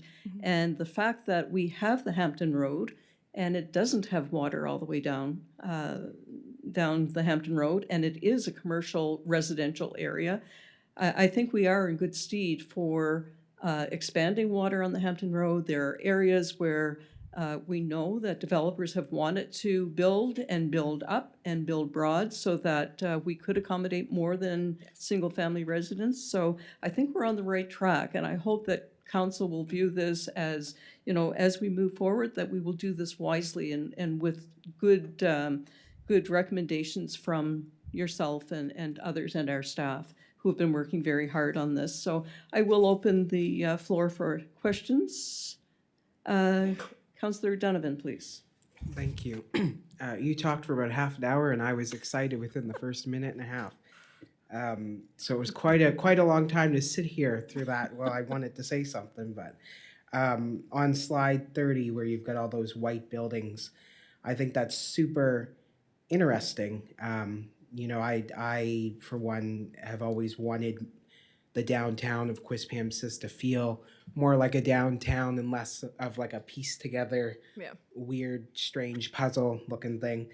And I find it interesting just looking at this, how just having a planned out layout or just finding a way to lay it out, like how much you could fit in that area when you really lay it out. I didn't have a question. I just wanted to say that it's awesome. Thank you very much for your presentation. Thank you, Councillor Donovan. Councillor Olson, please. Thank you for your presentation. It's exciting to look at the possibilities, but I just wonder how much of it is practical. And there's no differentiation between existing versus proposed. And when I reflect on what I visualize existing now in Quispamsis, I don't see where the shopping mall is, and I don't see where the Bank of Royal Bank is now. It's on an empty corner, on Pettingill Road, and all of this is perfect if you're starting in an open field. But you've got all of these properties that are privately owned, and how do you engage those people to tear down their building or whatever if that happened? And I don't see any differentiation between existing versus proposed. That's a bit confusing, I think, for people that are looking at it, and they're half afraid that, God, are they going to clear the whole road and whole street? And I just wonder what your thoughts are. Yeah, absolutely. Thank you, Counselor, through your worship to the Counselor. I will say again, this is why my heavy caveats to this being very conceptual, very much a visualization exercise. But the other piece is we're attempting to ask folks to think more innovatively. So the shopping mall, for example, is a single-story building. It is very much able, and there is an opportunity there to build up from that. Keeping the structure and building on top of the structure is something that we're seeing very commonly in other communities outside of New Brunswick. What we're attempting to do is when folks are asking that same question is I want to engage them in a conversation of, so if the Royal Bank was, empty tomorrow, what could, in your viewpoint, what could we see there? We don't necessarily have to look at tearing the building down. What about adaptive reuse? What about filling in behind the building? What about filling in front of the building? You have a lot of development that goes along Hampton Road that has parking pads in the front, but there's land behind that could, in theory, you could fill in the parking pad and reroute traffic. Understanding that, yes, this is in theory, an astronomical cost, but we're looking for people to bring their innovative ideas and bring their creativity. We're not saying that you've got a clean slate, but if given the opportunity of a clean slate, what would they want? So yes, it is very interesting to look at these particular images and say, but that's on top of, what are you going to build on top of McDonald's? These are the questions I expect to hear. And what I'd like to glean from residents is, well, what if you build on top of McDonald's? What if they move and they decide to build a bigger McDonald's on Millennial Drive? Do we then have an empty site? Well, if a developer comes in and says, I've got the cash, the support, what could we build there? So developers are coming in and asking throughout New Brunswick are asking for highest and best use studies. And what we're looking at here is the results of something like a highest and best use study. So it is really about creating a conversation, not necessarily saying, this is what should be here. This is starting the conversation, talking about potential, talking about possibility. It is intentionally, I don't want to say intentionally confusing, but it's intentionally supposed to have that big light bulb over your head, that big question mark over your head, because we want to have those conversations. I can appreciate the introduction of the concept. I don't argue with that point at all. And I think we all, in this type of business, realize that we promote commercial on the bottom floor and residential on the top floor, businesses going up and that. But I just guess I get back to where there's everything to me looks new. There's no differentiation between existing. So does that mean you just clean house? And but I guess there's, when you take a look at all of these new locations and that, I mean, just where do you put all your parking and stuff like that? And I don't know. It's just looks a little bit like pie in the sky. And, Yes. And I don't disagree with that wholeheartedly, but I just come back to the practicality of it all, and so that you don't confuse the people with these grandiose ideas that have no opportunity of ever existing in that particular location, and so it's just a little bit confusing, I think. Yeah, I can appreciate that, and I do appreciate your feedback, and I will take it back to the team, and if there's a way for us to convey existing buildings with an additional layer of 3D renderings on top, we'll definitely consider that and take that into consideration. Thank you, Councillor Olson. I'm going to go to Mr. Colburn, our Development Officer, please. Thank you, Your Worship. Through you, Your Worship, just to, I guess, build on the comments from Ms. Brown and through you to Councillor Olson. One of the other key items that we need to look at through this process is obviously we need to look at, the pie in the sky. So it's better to shoot high than to shoot low. And in doing that process, the other thing we're trying to establish is what is the framework? What is the regulatory framework that we can provide developers that when in the future they do come with a plan, you're not going through rezonings, you're not going through lengthy processes of getting these approvals. They automatically know what that framework is, how they can mix and mingle things in terms of development, which is an enticing, obviously, attraction to the municipality. If we've gone through this exercise, we have a feel for what the community is comfortable with. We've looked at the pie in the sky theory. We may have scaled it back. We've tweaked it. But this is the zoning bylaw. This is the zoning framework. This is the scheme that we're working with along the Hampton Road. It also says, okay, what do we need to look at moving forward? Okay, we really need to look at, okay, our primary focus is water down the Hampton Road. If we want to meet the demands of the community, our future growth, we know we already have established the framework. We've reduced, if you will, the red tape to get these approvals. Now let's put shovels in the ground. That is this process, is we're looking at how do we make development in Quispam more efficient, meeting the needs and trends of just not the community, but the growing demands, as well as reducing the amount of turnaround time, red tape that sometimes stalls these types of developments. So if there's anything that, from a planning perspective, we can do at this stage to prepare for that, that is part of this exercise. So it's looking at just not the pictures, but it is that, the requirements and all those types of things that allow you to build in that direction. Thank you, Your Worship. Thank you, Mr. Colburn. And I think with possibilities and being ambitious, it helps us to move forward. I don't know what teacher it was that said one time that, if you always do what you always did, then you'll always get what you always got. So we've got to move beyond that, and we have to think bigger, even though we may not reach that particular goal, but we can taper that down. So I understand that, this does look like pie in the sky, but we do need to reach a little higher than what we've been reaching, so. I just to maybe just switch the image, because I think if we look at, in responding to Councillor Olson and your comments, Your Worship, if we can just scroll up one more. So this may be more effective at discussing this. So we're looking here at heights.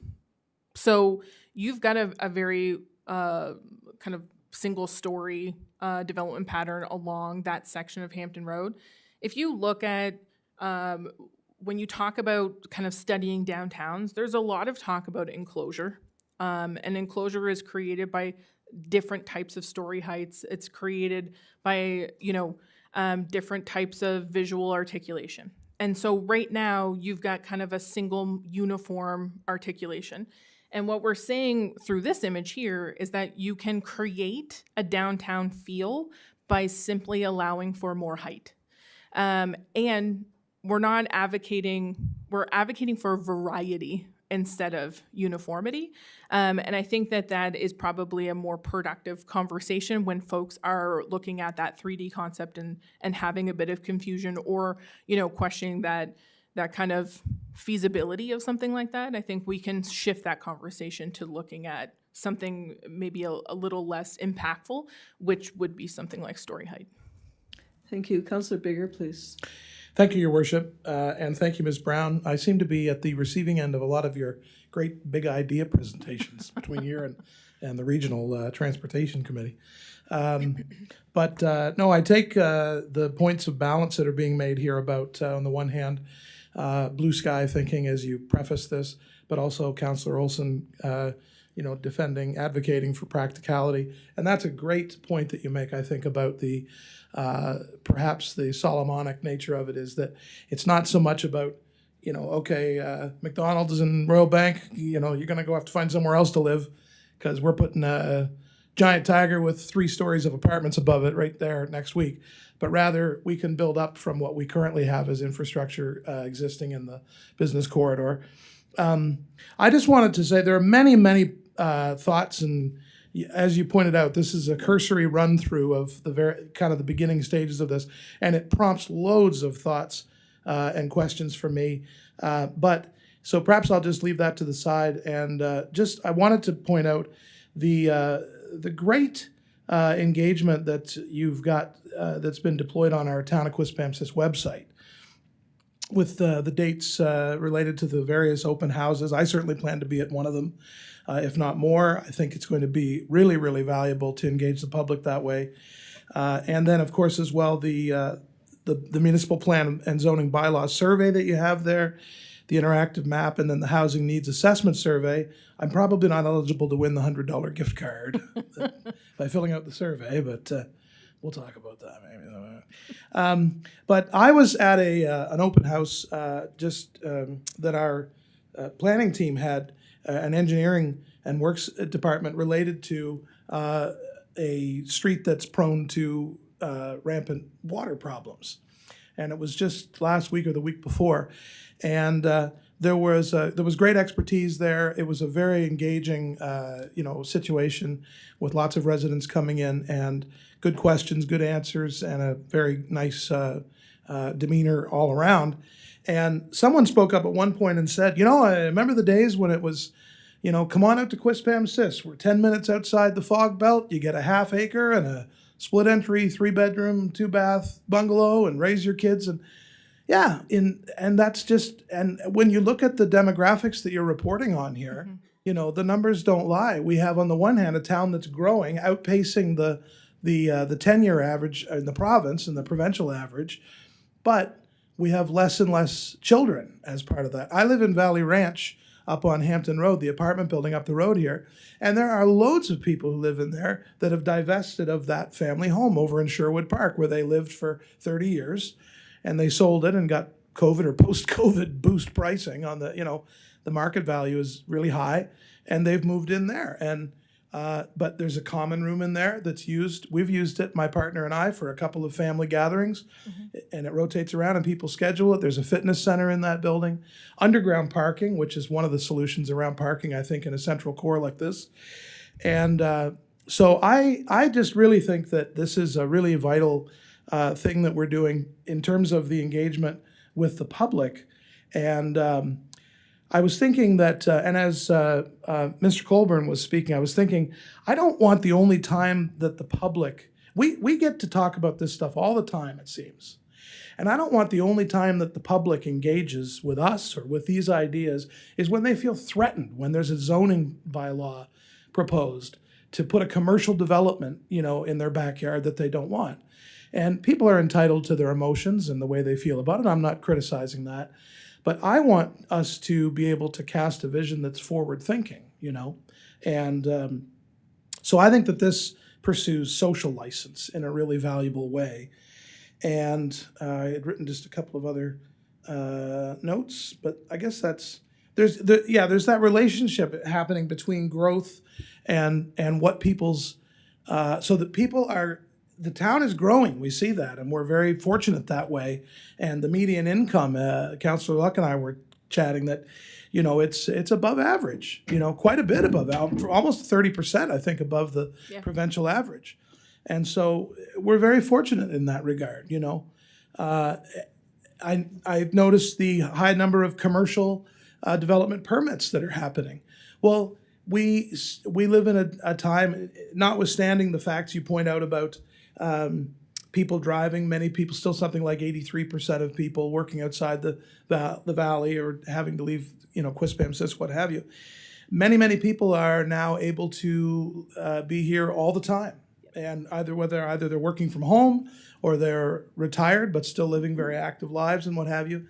And so the idea that we need to have a little branch of a larger franchise restaurant or a store where people can say, oh, I forgot to go to McAllister Place, so I'll just pick this up here. Well, now of course we have people who are thriving their entire days out here, never leaving this town.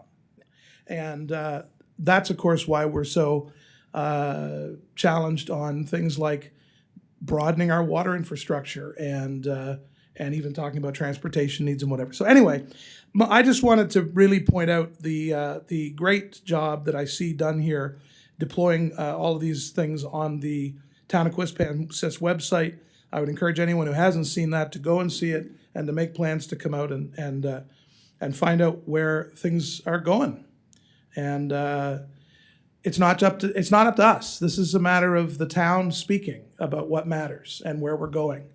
And just like that fellow said at that meeting I was at, well, those were the days, but boy, it's changed, so it is changing, and we've got to be prepared for what's coming next. So anyway, thank you for this great report. Thank you, Councillor Bigger. Councillor Miller, please. Thank you, Worship. Thank you, Ms. Brown. I'm going to go the other way. So a couple questions. The Housing Accelerator Fund was supposed to do a housing assessment. Where are we at that? No answer.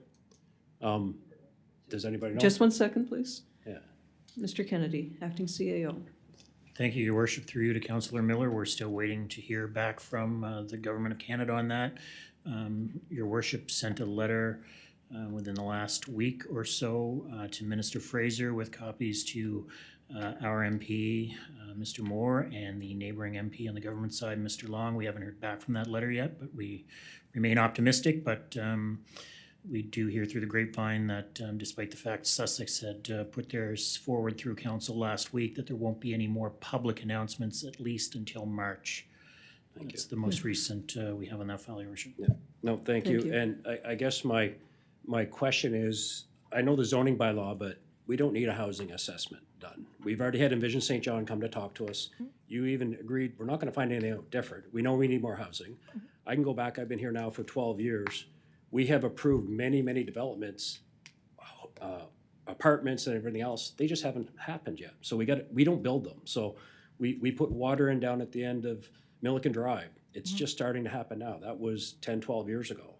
We've approved up on Hampton Road. Still hasn't happened. We've approved behind the church, up by the high school. That fell through. So we know we need more housing, but more importantly, we need water.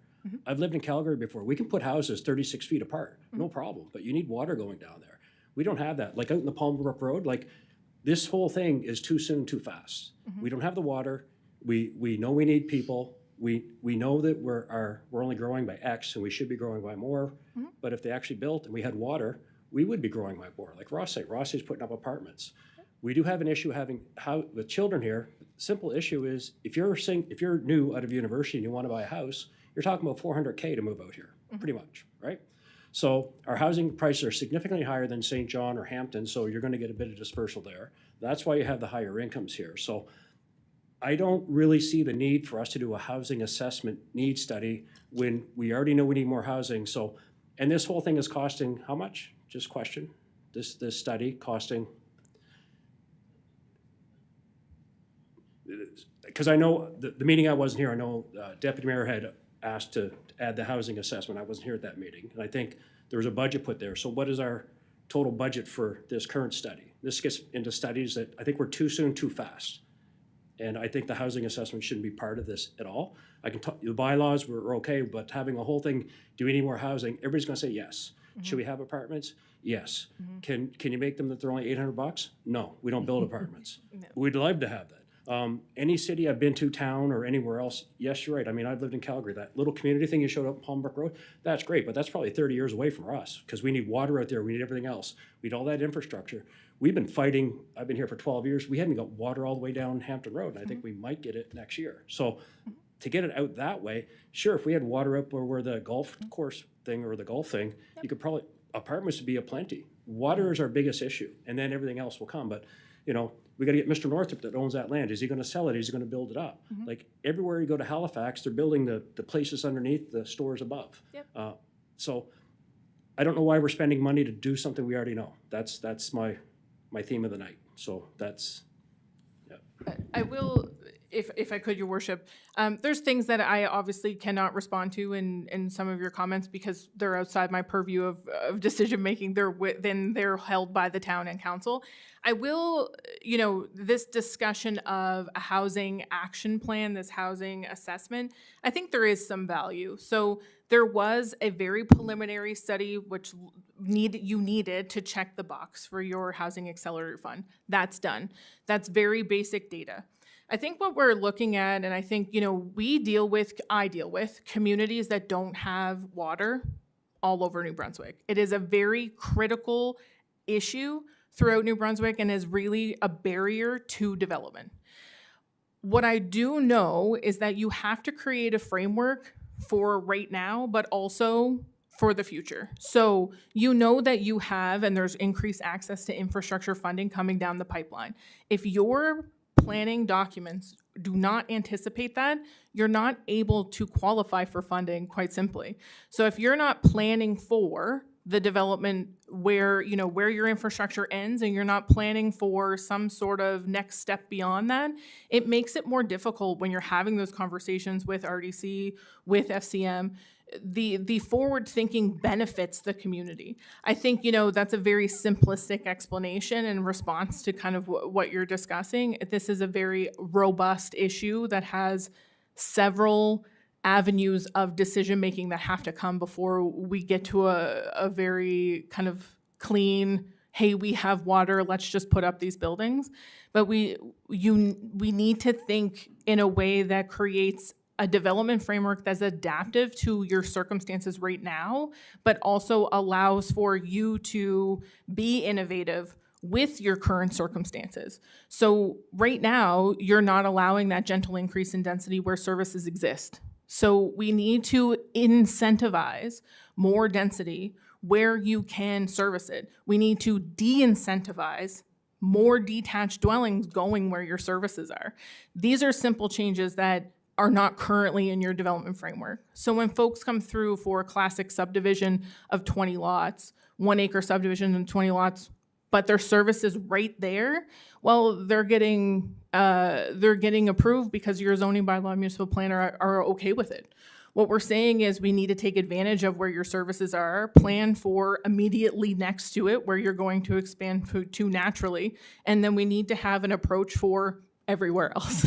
And, I think we're talking about baby steps here. Yes, when we look at that, some of those concepts that are coming up, they could be 30 years, but we need to start people and your development community thinking about what comes next, because what's currently here is not going to serve your growing population. It's also not going to allow you to retain your segment of the regional growth.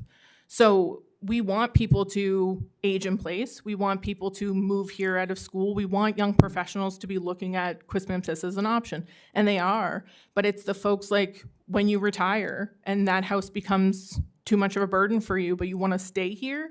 I think that's the segment that we can't capture right now. There's just no supply. So I think what we're trying to do with the update is allow you to adapt to that right now, and then in 10, 15, 20 years. So that when those folks like RDC are standing here going, well, money's on the table, you have the framework in place to grab it, that you've got that one step, that checkbox already checked, that one step already made. I'll just wanted to say one thing that wasn't mentioned, or at least I may have overlooked it. Councillor Miller had talked about the average house being about 400,000, which is unattainable, I would imagine, for somebody coming out of, New Brunswick Community College or UNB or whatever university. And I think the word that we're lacking right now is affordable housing, because as Councillor Miller pointed out, we have homes that are averaging at 400,000. So what about the retirees, which is our highest demographic at this point? Where are they going to move to that they can afford to pay? Is it going to be $2,000, $3,000, $3,500, $4,000 a month? Right. That's astronomical. So I think affordable housing is something that we should be concentrating on as well. Councillor Miller. Yeah, thank you. And I don't disagree with everything you just said. I guess What I'm thinking myself is, we've already had multiple discussions about all these things. We've already changed a lot of the zonings. We're already talking about municipal bylaws. But I also think our director of engineering, our development officer, and our director of engineering is now president of North America stuff, so he's going all over the place. I think we have enough in-house that we know what we need, and I'm sorry, because I know it's your business, but to then spend more money on a plan to get to know what we know when it's gonna cost us $100K, it's like, why? Because I think we can have the plans there and the bylaws there that says you can go up, you can make a two-story thing. You can put the McDonald's sign higher than 28 feet or whatever the allowable is now. We can do that ourselves because we have engaged Dillon Group many, many times, so we've got the information. We're just now picking pieces and stuff, whether we get it from Vision St. John or whatever. And again, we've got staff that have been around for a long time, so they know what we need. They know what the developers are coming in. They know exactly what we're being asked. I just have a challenge at spending more money to get the same answer, and we could be ready with having our bylaws. We tried to change. We did a couple of commercial places, still hasn't started. We've done a lot of things, haven't changed. We in our last municipal plan, we rezoned a whole bunch of areas that said they can be mixed density. Still not there yet. So I don't know why we're gonna spend more money, do some more studies on this to show, when I think we could have, exactly what you said, we need to have all the answers when the money's up, but it's the plan there. We don't even have the money up yet. And then, we're 2026 till we get water down Hampton Road. Heaven forbid when we get it out to where I live. We did a water study. It's gonna be $70 million. God knows what it'll be by the time it gets there. So all these new developments are happening now. I'd love to do the density like you're saying, but we can't because we gotta drill for the water. We gotta check for it. We don't have any pipes there yet. And for them to drill through all the rock to get them up, by Lakefield. So that's my whole concern. I think I like the blue sky. I love the whole thing. I just think we're spending money on something that we already have all the answers to, or most of the answers to. And maybe this is good after we get water in and start going, but it's too soon, too much for me. That's it. Thank you. And again, so much of this is driven by the cost of living today. And certainly the salaries are not increasing at the same rate as the cost of living. So we certainly have our hands tied in many ways. Councillor Olson, please. Thank you, Your Worship. With all due respect, I think it's pretty difficult for us to dictate to a landowner what they build. In the sense that when you talk about affordable housing, the business people, and they have prime property, and they want to build the $400,000 or $500,000 or $600,000 home because the demand is there. They can use them, and for them to put up affordable housing, if you want to identify that somehow, I'm not quite sure how that's accomplished.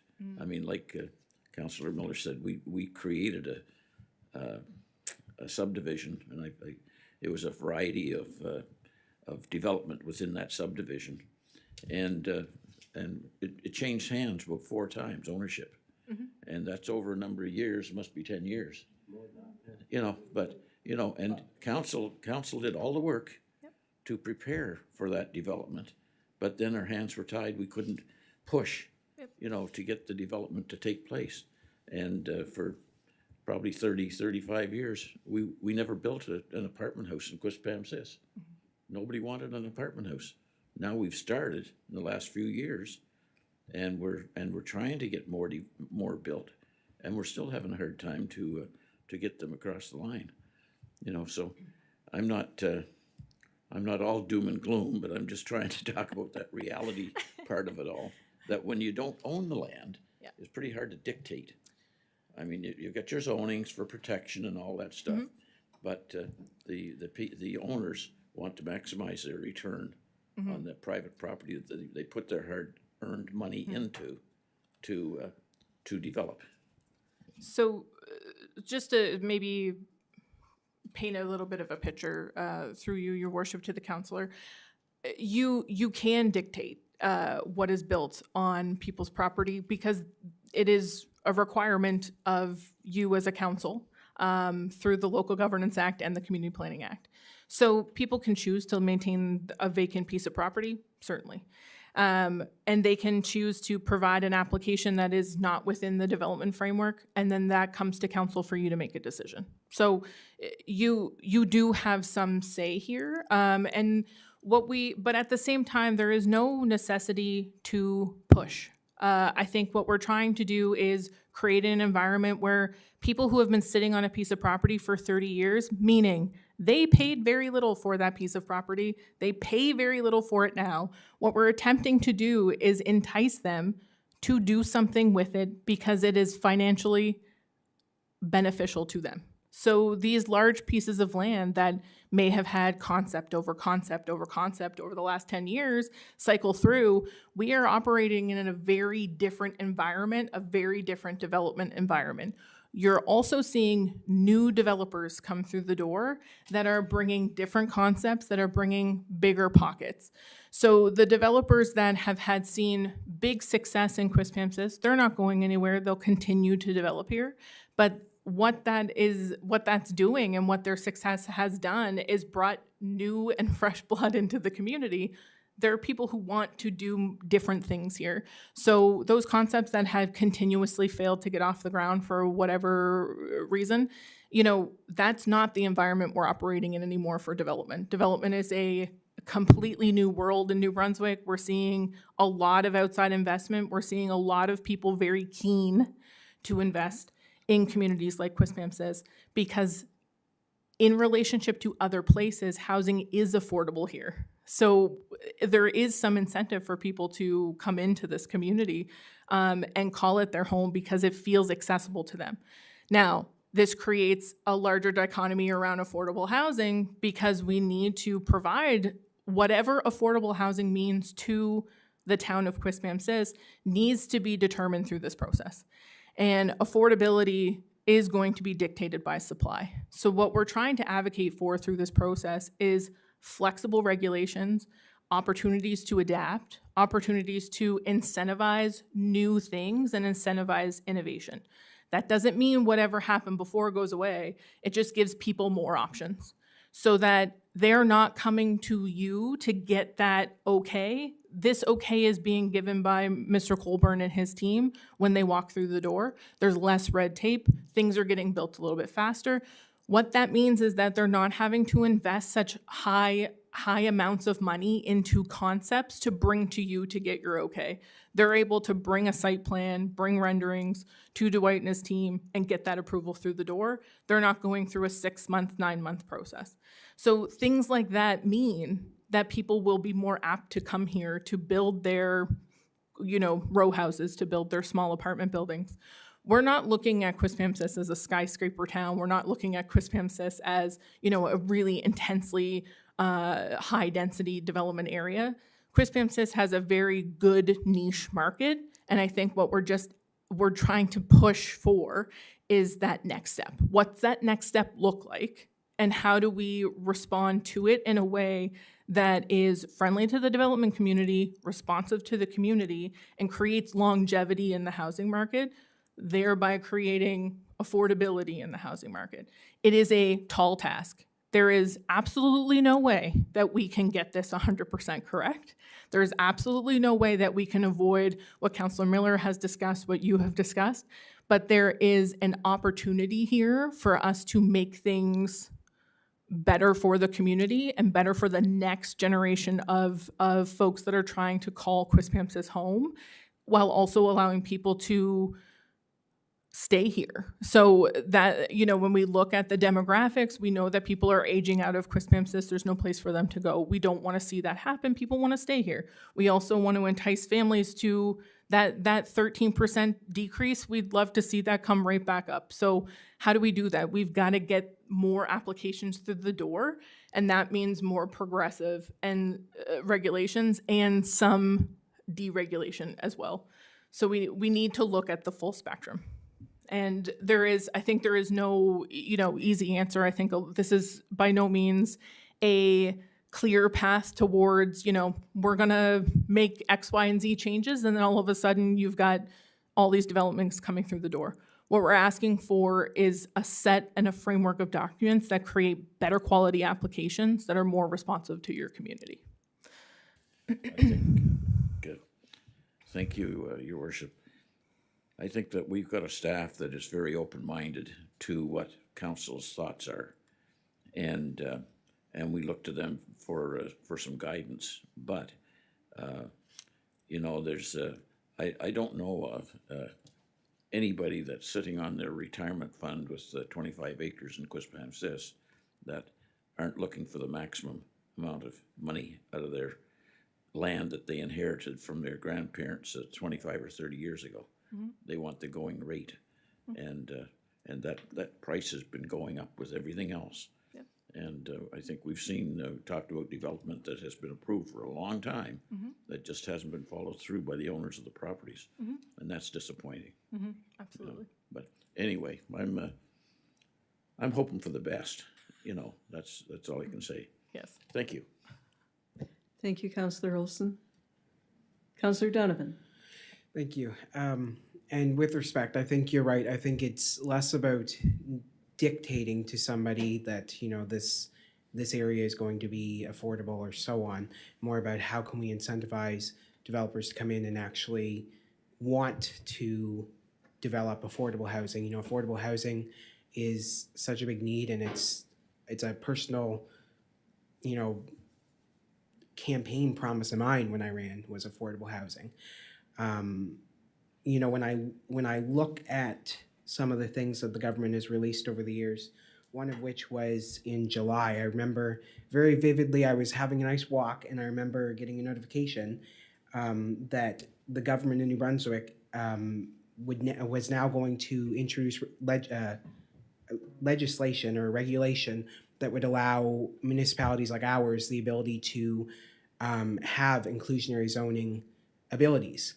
And I don't know, I assume, because you're doing a zoning bylaw review, that this is something you would be looking into. But I'm just wondering, you know, I've been to some of these big cities, and they do, you know, interesting things like, you know, if you're building you know, an apartment complex, it will get approved if these amount of units are affordable, or you may get a reduction on your overall percentage or tax rate or whatever you're paying on it to actually build. And I think that's important. I think that's what we need is those incentives. So I'm just wondering if you've delved into that, and if you can maybe give me or paint me a picture of how that works. I appreciate it. Absolutely. Through your worship to Councillor Donovan. So inclusionary zoning is very new in New Brunswick, and it's met with mixed success throughout Canada and honestly internationally. It requires that, you know, as you're discussing this, like, you get this if we get this. We don't have a whole slew of options here in New Brunswick legally to allow for it. That doesn't make it irrelevant. It just makes it a little bit harder to enforce.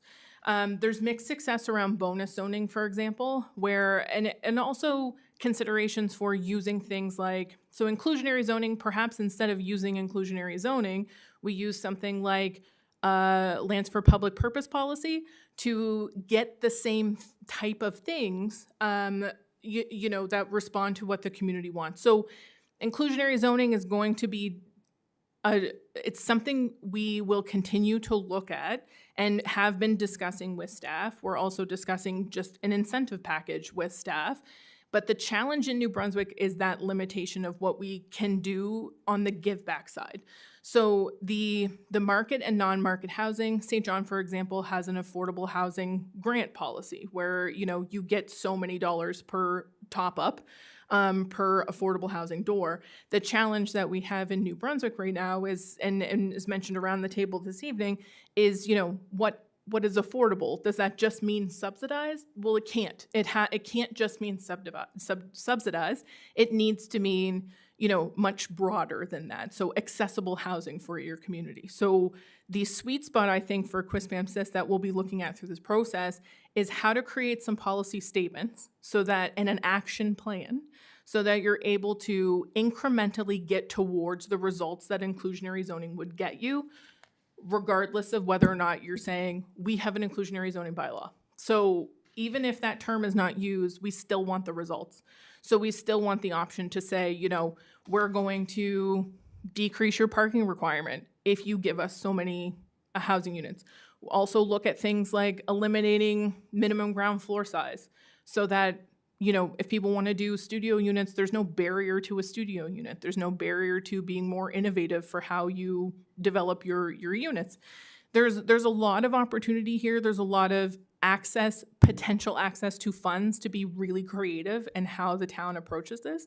What we're trying to do is set you up so that you have directives to take action when that comes and falls on your plate. Because it's, again, I think this is something that the province has to be a bit more progressive towards, or you know, make some leaps and bounds here, because we are so limited. I think a lot of municipalities in New Brunswick are using that tax rebate type structure, but it's not incentive enough for the scale of buildings that we're looking at. And also because the cost of construction is so high, if we're doing things like, oh, we'll give you $250,000 if you build 45 units, that's not enough. It's not helping their bottom line. So this is what we're going to grapple with throughout this process, is what those incentive packages should look like. How do we direct policies so that you can be adaptive as those things, as the parameters that the province has through their legislation, as they change. It is a very, very interesting environment to kind of operate in, to discuss. And I think you know, there's an incentive here to push the envelope to a certain extent, while also understanding the identity of the community. So you want to open the door a little bit there, but you want to make sure that it is fiscally responsible, and that the funds continue to flow from whatever avenue they're coming from, so that you know, you're not backing yourself into a corner. It's a really incentives, inclusionary zoning, bonus zoning, all these are available for tools. It's just how to make them actually appetizing to the development community has yet to be seen, in my personal opinion, in New Brunswick. Moncton is trying and doing a relatively good job, but I think it's, again, they're limited. Yeah. Thank you. And I just want to remind council and the public that on the 12th, 14th, and 17th of February, we do have an open house, and they can find that on our website. And they can also go to quispamsisplanreview.ca to fill out the survey. Councillor Bigger, please. Thank you, Your Worship, and really appreciate you answering all these questions from everybody. I agree with Councillor Olson that, you know, we're fortunate to have a great staff that seem to have well in hand kind of the sense of where, not just where we are, but where we have to go. I also take the points well made by both Councillor Miller and Councillor Olson. It's a question of sort of stand, walk, run, you know.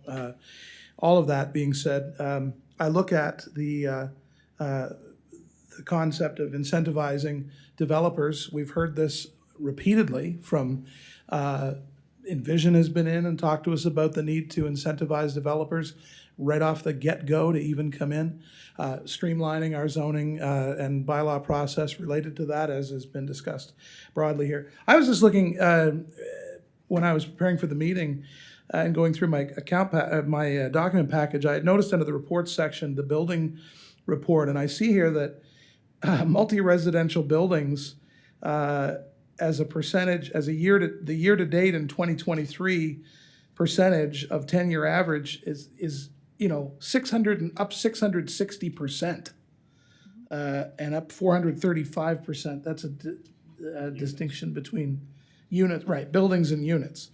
And so, I mean, now you don't have to go too far to make major increases in Quispamsis, because as Councillor Olson points out rightly, and as we've been saying, water, we need some infrastructure to be able to see those things pop up like monopoly hotels, basically, you know. But it does show that the vision is changing and the outlook is changing. And so I was thinking that, you know, anything we can do to help, yes, we need to, as you pointed out to everything you just said to Councillor Donovan, we've got to figure out how we incentivize development. Is it through inclusionary, you know, zoning? Is it through like land for public purposes and trying to get to the same end product that way, whatever. But I'm eager to try to find a way to inspire the public along these lines. And I think that it's, so I think it behooves us with these, as the mayor just pointed out, again, to really encourage folks to come out to these sessions just to have this discussion. And at some point, we will let you go home. Thank Can I you. just make a note to on the engagement session to Councillor Bigger's comment? I just want to remind folks at home that these are open houses. This is not, I'm not going to stand up there and talk to you for 45 minutes. What we're trying to do is have individual and small group conversations with folks. So bring your kids, bring your family. We want to engage with people of all ages and experience here. We really think that that is the best way to connect with the community. We want to build a relationship with this community. We, as I said, are part of this community. We're here all the time. We want to make sure that folks know that this is not us talking at you and then the loudest voices in the room get heard. We're having one-on-one conversations. There'll be representatives from your consultants as well as your staff will be there. Hopefully council is able to come out. So it will be a productive use of their time. Thank you. Councillor Donovan, please. Thank you. I just had a follow-up from my last conversation there. So, and I hope this falls into what you're working on now, but I've heard so much tonight about, inviting the public out and getting out and talking and socializing, and we want to get the public involved in whatever we're doing. When it comes to rezonings, and it was interesting because I first seen it in the city of Regina when we went there for the FCM conference. I walked around like they're uptown or downtown, and there were these, you'd have these dilapidated buildings, and there were these massive signs that said, rezoning happening, and it would show a picture of like the rendering and a little blurb about, what the developer is trying to do and where the public can express their input, regardless of whether you're 100 feet away or 10 miles away. Like you're still the general public who should have the input in how the city or the town looks. The other day I was driving up Mar Road, and there's one on Mar Road right now in front of, I don't know, it was an old government building or what, but there's one directly in front of Mar Road. And in saying that also, the town of Rothsay, for example, I hate comparing us to the town of Rothsay, but the town of Rothsay, when there's a rezoning, they post it on their Facebook page. And I've suggested that multiple times, but it's always hit a roadblock because there could be some legal issue with it, could be this, could be that. But when you look at the town of Rothsay, they will post, there's a rezoning happening on this specific thing, and yes, they'll get comments underneath, but it's engaging the public. You have to engage the public, whether it's negative or positive, right? Yeah. So those are my own personal opinions. I do think that, the social media aspect and also those road signs are very important, because when you're driving by because I see it all the time, I'll have people come up to me and say, what's happening here? What's happening there? And I have to try to remember what's happening there.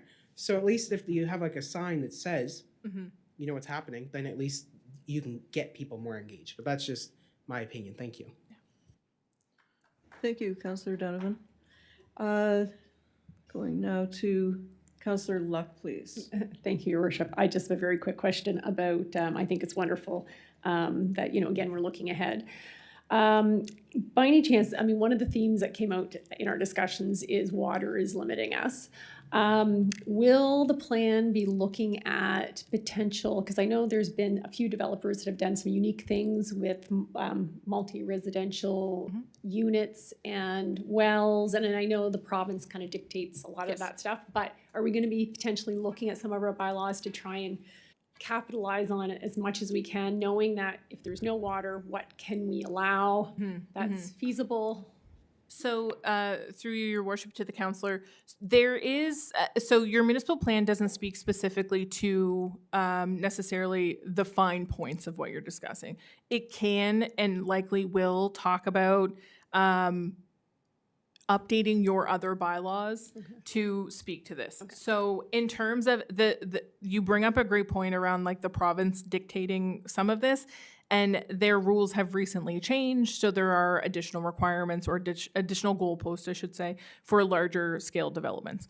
But there is a requirement for a municipal plan to have infrastructure policies. And there is an appetite from the development community and from just planning in general to kind of open those doors a little bit so that, you're looking at innovative approaches to communal wells, innovative approaches to communal septic, and advocating and creating policy that sets the tone to advocate for more common sense regulation. So communal wells are a very tricky thing in New Brunswick. They require a lot of investment from the developer before shovels can go in the ground or before they even get to your door. And working that out, that creates quite a barrier to development throughout New Brunswick. It's going to continue to create a barrier here until you get the water of sufficient supply and sufficient infrastructure. So I think that there needs to be, yes, some policy to respond to that. The only thing is I think it'll be very much more high level than what I think you're alluding to. And however, I think the direction needs to come from council that there is a want to update the companion bylaws to speak to opportunities for innovation. That can be directed through municipal plan policy, but we just can't accomplish it through municipal plan policy, but we can set the action for council to go ahead and direct staff to do it. Thank you, Councillor Luck. Councillor Bigger. Yes, thank you, Your Worship. I'll make a motion that we thank Ms. Jennifer Brown for her informative presentation, and Dillon Consulting and the planning staff be authorized to proceed with the next steps of the town's municipal plan, zoning bylaw and housing needs assessment review as outlined in the presentation by launching the public engagement process. Thank you. It's been moved by Councillor Bigger and seconded by Councillor Olson. On the question, please vote now.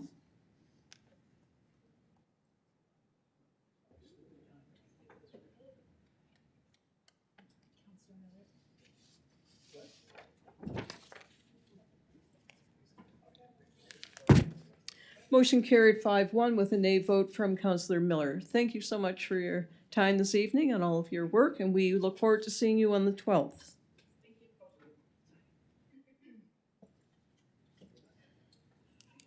Item number 6, public hearings. There are none. Item number 7, regular meeting minutes from January the 16th. Councillor Donovan. Thank you. I would move that the January 16th, 2024 regular meeting minutes be approved as prepared. It's been moved by Councillor Donovan, seconded by Councillor Bigger. On the question,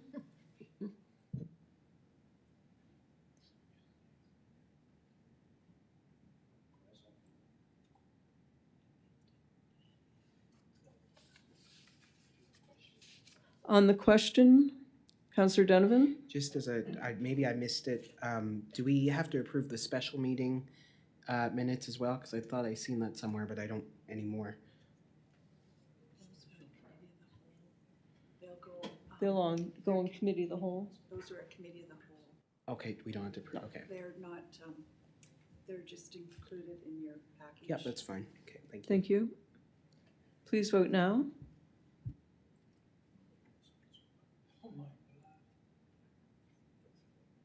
Councillor Donovan, your light is still on? Okay, thank you.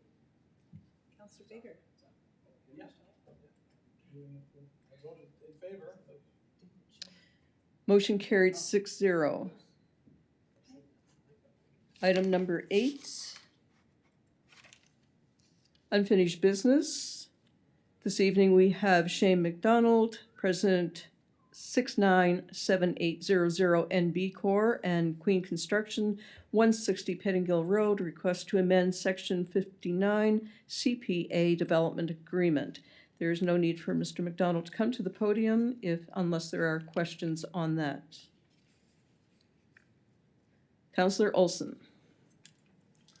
Your Worship, I'm prepared to make a motion that council approve the amending Section 59 Development Agreement between Queen Construction Limited and Andrew Dunn and the town of Quispamsis for the property identified as PID number 00251462 with civic number 160 Pettingill Road to permit the reconfiguration of the dwelling units, street layout, and LPP contribution for the multiple residential development as outlined in Ms. Jarvis' staff report dated February 2nd, 2024.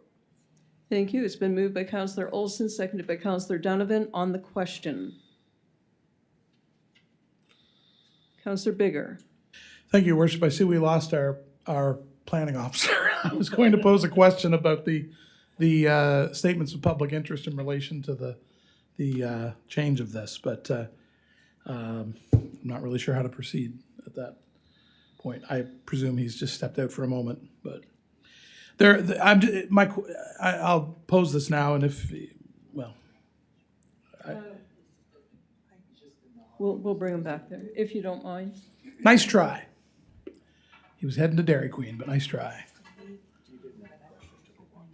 That's right.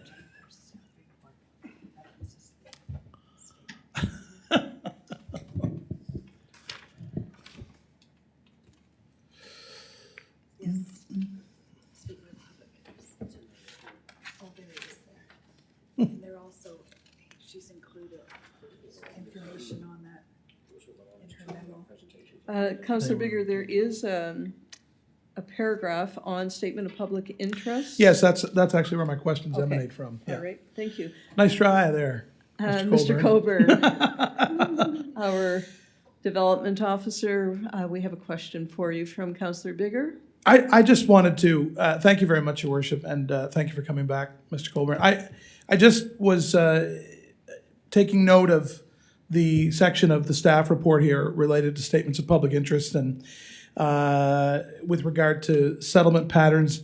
I guess we're reducing the number of units overall to create this change in design, and I note the desire to create sort of a bit of more of a private front and backyard area for each of the people and that the units, and that makes sense, of course. I think that's in keeping with the demographics that are probably keen and interested in these units in the first place. But I know there was also there was a concern about wetland sort of interdiction in the last report on this, I think. And I just wanted to confirm once again as we move forward to approve this that has been accommodated by virtue of your sense of need to be accommodated, yes? I mean, and the buffer zone was an issue as well, but I read that that's been accommodated now as well. So I just wanted to ask those questions. Thank you. Thank you, Councillor Bigger. Mr. Colburn. So through you, Your Worship, so in terms of the reduction of housing, again, that was, or the number of units was to sort of reflect the desires and then the people that would be purchasing these. So a lot of these people come from, again, from your single detached into these types of units. So that would give them a sense of still having their own space and not sort of that apartment feel. In terms of the wetlands, and that would be part of the process. Again, it's going through an environmental impact assessment. Those items would have to be addressed through that process. And again, as we referred, if there's any destruction of the wetland, then there's compensation and those types of things. So that stuff is dictated as part of this process. And the buffer portion has been addressed as well. Okay, thank you. And back to you, Mr. Colburn. I did notice that there were some concerns as well.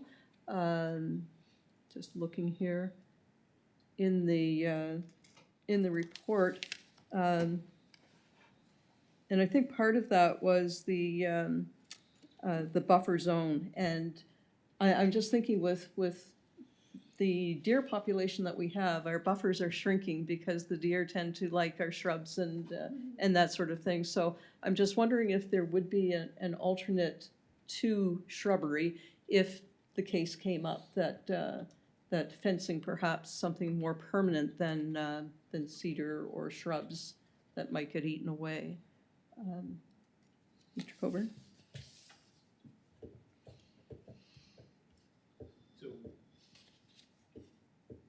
Through your worship, we would be looking at that as an overall, one of the requirements in the development agreement is the submission of a landscaping and buffering plan. So we would be reviewing that and then looking at the actual locations of it.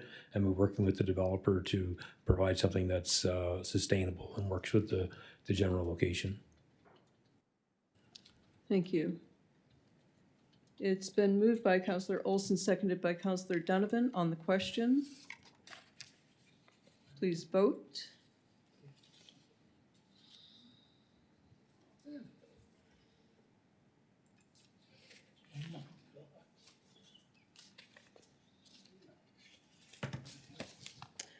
Motion carried 6-0. Thank you very much for being here this evening, for your patience, and for being with us this evening.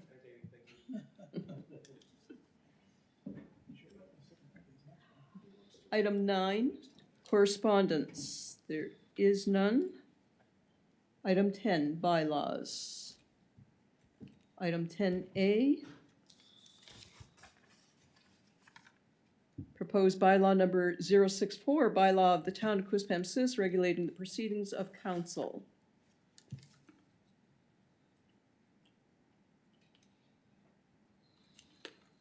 There is a motion. Am I to speak? Go ahead. I didn't see your light on. Yeah. Go ahead. Yeah, thank you, Your Worship. I move that council proceed with giving second reading to the proposed procedural bylaw number 064, holding off on third and final reading pending the review of the bylaw and subsequent training workshop, and council to confirm availability for a March 19th, 2024 training session at 3:00 p.m.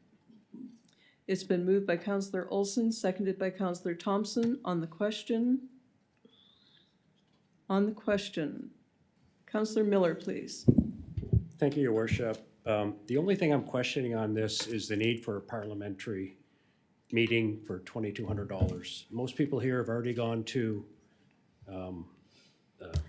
Robert's Rules. We've been going through this for a long time. A lot of people have been on council or even MLA for a long time. I'm not sure. We had our own discussions. I think we can resolve some of them. I don't think we need to pay somebody $2,200 to come in to talk to us.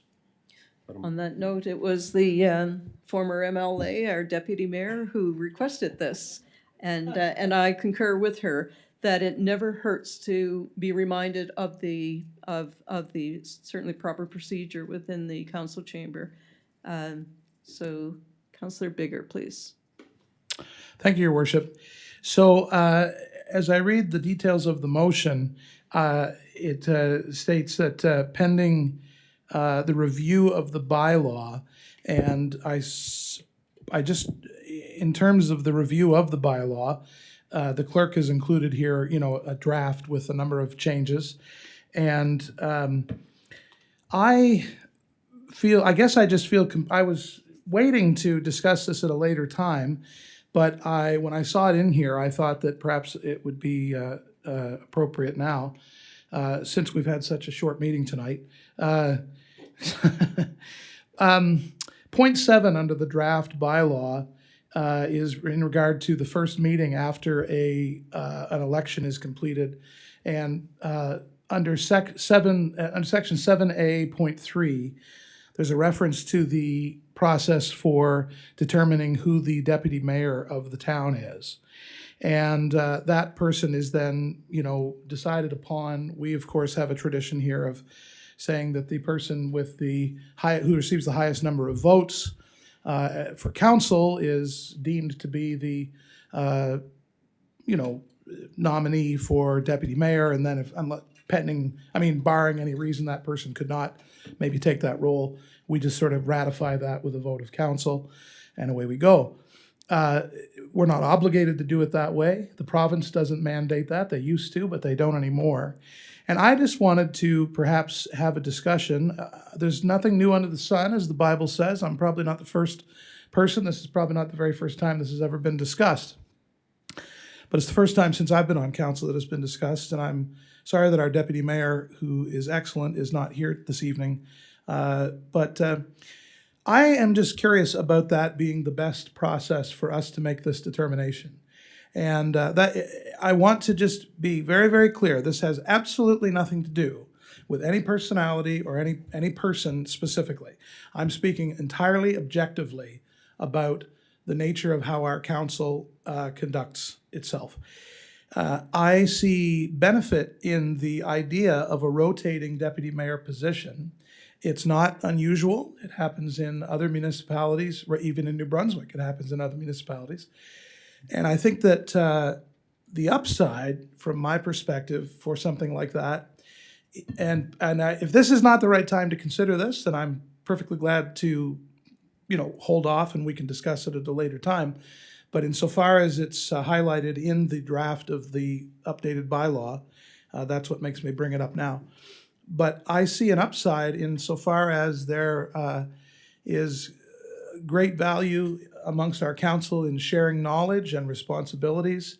And I think that people's engagement with the many processes and duties of our council, I think it could broaden that out and it could inspire people along the lines of what they want to do next or further. Or, we're at a point of it's getting harder and harder to encourage people to take part in local, office like serving on a municipal council. And so anyway, I wanted to just have this discussion and get people's insights and thoughts about it. If that was something we could do, I would welcome any feedback about it. I would note that nobody votes for a deputy mayor. We vote for a mayor and we vote for a council. And we have decided that we will, and it was a mandate of the province for a long time, I know, but we have decided that we will have a process of assuming the person with the highest number of votes should probably be the deputy mayor. Now, there's probably some value or some truth, some connectivity, let me say, between who's the person who received the most votes. Does that mean that they're probably representative of the broadest sort of, being known to the community and whatnot? There's probably some connectivity there, but it's not, one doesn't necessitate the other. And so I just thought that it was an opportunity to discuss that as a sort of the mechanics of how our council works, and I would be interested in the notion or and perhaps we look, let me just say this one last thing. Maybe we could think of some manner of a hybrid model where we say, well, that's how we will determine who becomes our deputy mayor after a municipal election. And then 2 years later, there's a rotation that happens by some means that we decide upon as the proper way to do that amongst ourselves as a council. So that's really what I'm proposing. I'm not talking about every 6 months we keep, handing around like a hockey card or something, or the conch on Lord of the Flies or something like that. So that's my suggestion, and I'd be interested to hear anyone's feedback on that. Thank you. Thank you, Councillor Bigger. I'm going to go to our clerk, Kathy Snow. Thank you, Your Worship. Through you to Councillor Bigger. The item, the procedural bylaw, now in accordance with the New Brunswick Regulation 2018-84, must state the process of which a council elects its deputy mayor. So council can determine that, but it should be put in this bylaw. And this was suggested only on the basis that that's how it's been done for the last, for a long time. So, but yes, certainly council can, but it should be in the procedural bylaw. Thank you, Ms. Snow. And if I may too, Your Worship, the training with Mrs. McFarland, it would be based on this procedural bylaw. So, which supersedes Roberts. And if this is silent, then it goes to Roberts. But this too is based on Roberts. But her training session with council would be based on the new proposed bylaw. Thank you, Councillor Luck. Thank you, Your Worship. I just had a question about the motion. In the details, it gave two different options for the timing of the workshop, but the motion was more specific and didn't give the option.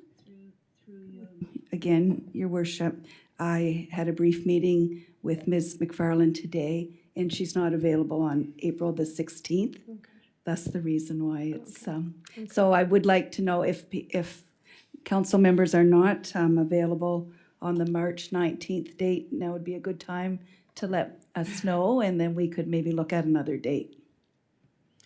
Would we be able to make a motion without the specific date so we could pass the motion and then find a date that actually works for all of council versus doing it on the fly if it's only the one option? I guess if you're free now, you could say, because she's waiting to make. I guess one of the other things I was going to suggest in that meeting is maybe, in terms of, I guess, furthering the discussion around other specifics. I think when this first came up, there was some really good discussion around the table. And I don't know if it needs to, it's more of process and kind of, maybe opportunities for council to learn. And I think having those kind of conversations at that meeting as well would be valuable. So I don't know, because it's proposed right before our council meeting, if there'd be time to do everything all at that meeting. That's why I'm just wondering if we could pass a motion and then kind of sort out when all this will happen, because I don't think it needs to happen at a council meeting per se. But I think there'd be some good opportunity for council to meet and review, learn about, Robert's rules, but then also, maybe have some more discussion around, other kind of procedural things that might enhance the learning process and just processes in general. I don't know if that. Ms. Nova, did you have anything you wanted to contribute to that?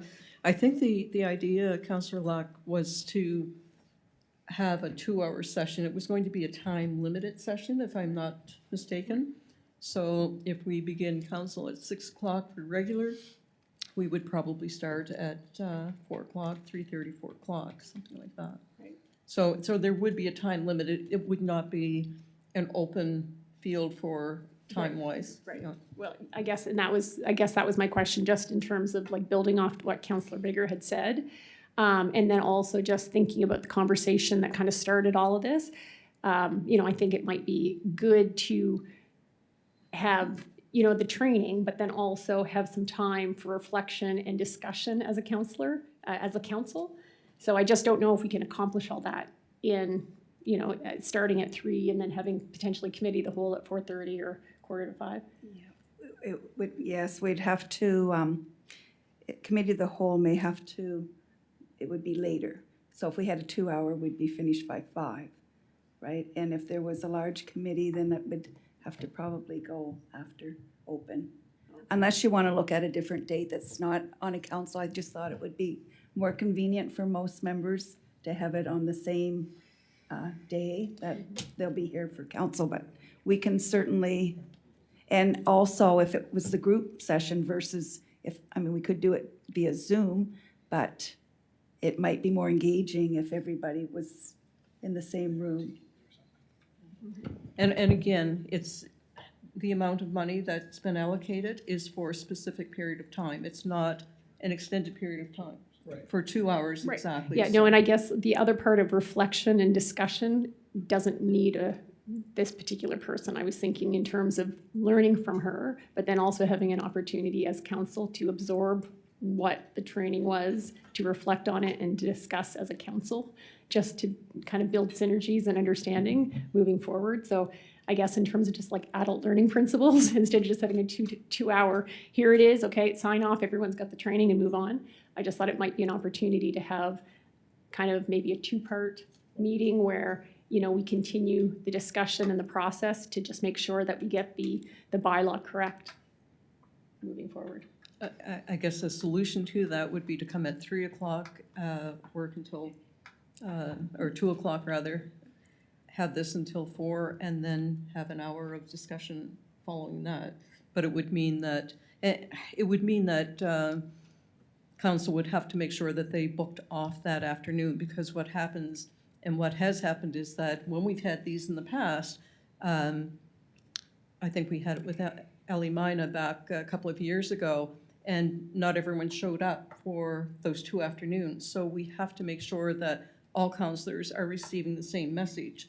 And that was the idea of having it during or prior to a council meeting.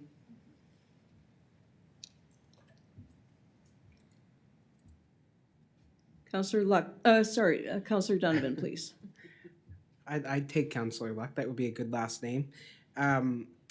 What I was going to say was that I think Councillor Bigger is a mind reader, because I was actually thinking the same thing. I love the revolving deputy mayor idea. When I went to FCM in Regina a couple years ago, I had actually had a chance to talk to the deputy mayor and one of the other councillors for the city of Halifax. And they had told me that, and I'd asked them because it intrigued me. I said, who is, they told me they were the deputy mayor, and I said, oh, that's interesting. And I had thought that it was somebody else. And I said, oh, I thought it was somebody else or so-and-so. And they're like, oh, it was. It changes every single year. And I asked them how they liked that. And they said that it was fantastic because it allowed, obviously it wouldn't allow the entire council to become deputy mayor, but it allowed at least a quarter of them to gain more understanding of the responsibilities, to feel more included, to actually get out into the community and do things.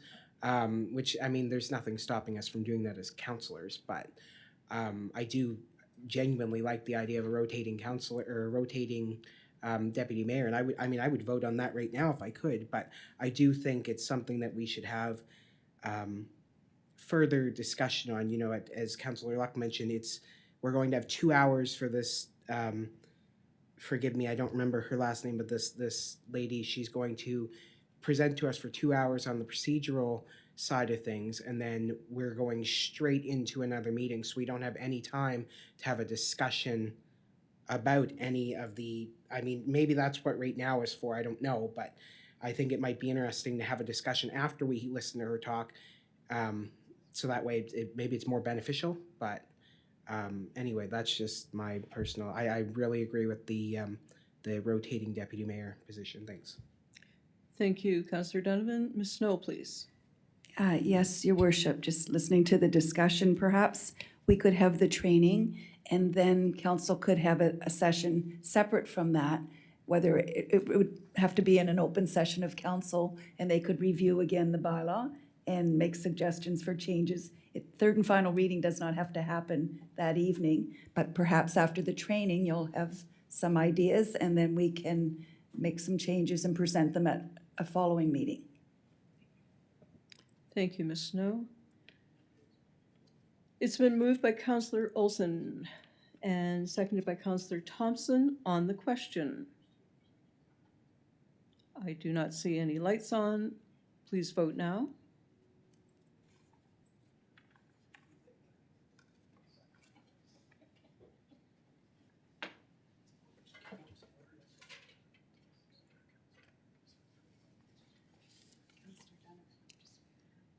Councillor Donovan. Yes. Motion carried 5-1 with a nay from Councillor Miller. And can we confirm the March 19th date? And we will extend the parameters of the time accordingly. That is prior to a meeting and we can move forward the way that it was explained by. March 19th date is okay. If you wouldn't mind speaking into your mic. I missed that, so I'm not sure what was said. 3 p.m. Councillor Luck cannot come before 3. So we could set it up for around 3 if everybody else can make it. Okay, so 3 p.m. on March the 19th. Councillor Thompson. I was just going to say I'm fine with that. Yep.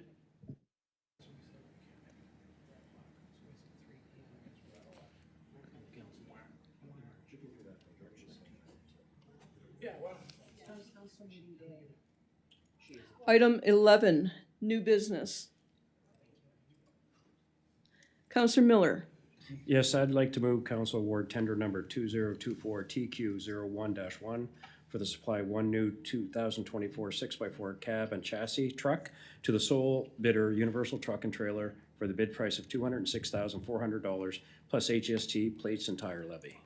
It's been moved by Councillor Miller, seconded by Councillor Bigger on the question. Please vote. Councillor Donovan. Thank you. Maybe I'm just curious. I might be a little too naive, so I'm just interested. But for I know we put these out to tender and you sort of receive what you receive, but for something worth $206,000, would you not think that there would be more than one bidder? Is it like a supply and demand thing right now, or I'm just curious why it seems to be always just one bidder on these really high ticket items. I don't know if there's like a correlation or something or what. Often, I know just from the history that we've had with our purchases, there are certain specifications that only limited people have available. And we have to go with them because they have to fulfill the requirements of the specifications for our use. On the question, please vote.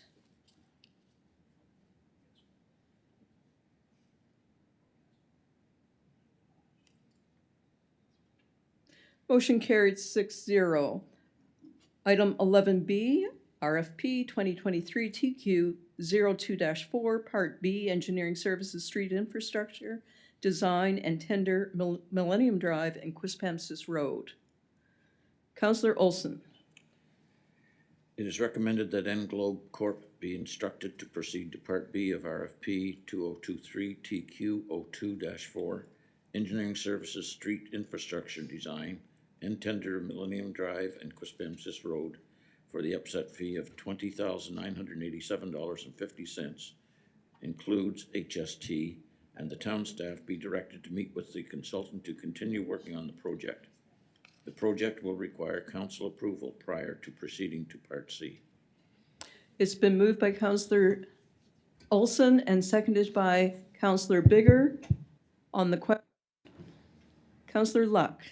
Thank you, Your Worship. I guess because our Director of Engineering isn't here tonight, I'm not sure if Mr. Colburn could answer my question, but just wondering, in our master transportation plan, the Millennium Drive had, I guess part of that plan was a multi-use path, and is that still in keeping with the plan? Is that still moving ahead, as per the active transportation plan?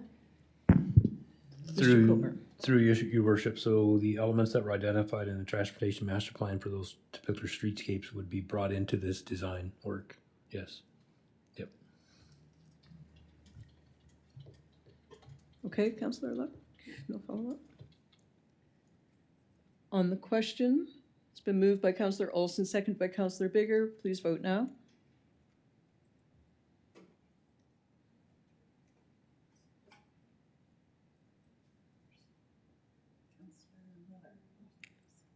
Councillor Miller?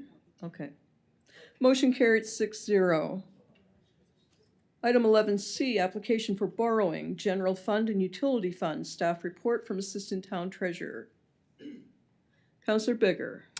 Thank you, Your Worship. I move that the municipality of Quispamsis submit to the Municipal Capital Borrowing Board an application for authorization to borrow for capital expenses for the following terms and amounts. Transportation services, under transportation services, resurfacing roads, 15 years, $2,250,000. And under environmental health services utility, wastewater pumping station upgrades, 25 years, $1 million, a total amount of $3,250,000. Thank you. It's been moved by Councillor Councillor Bigger and seconded by Councillor Olson. On the question, Councillor Miller. Thank you, Your Worship. I have a question, and unfortunately, I didn't get through the package until today, so that's what I was discussing right there.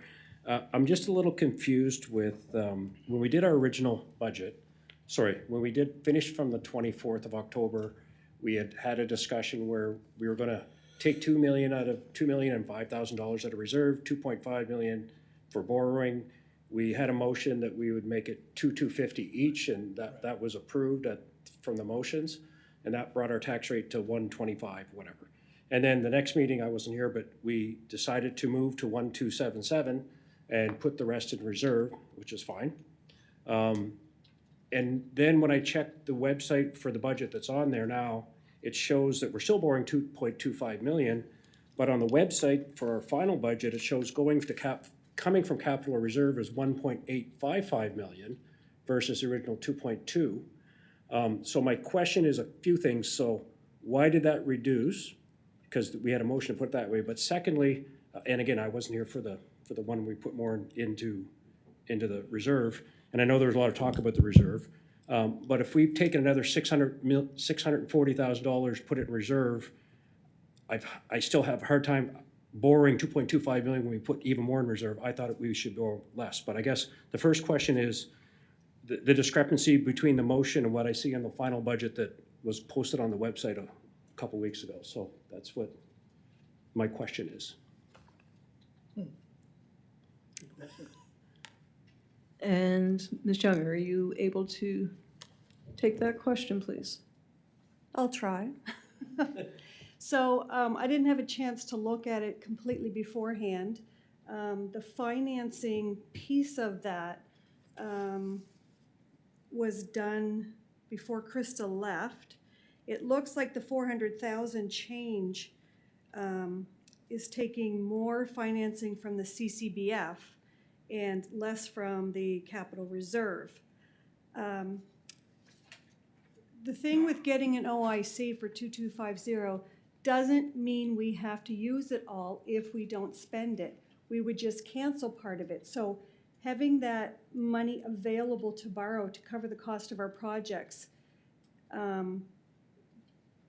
if it's left the same, it just provides us with a cushion, because as we know from past experience, most of the time, often, projects end up coming in higher than budget.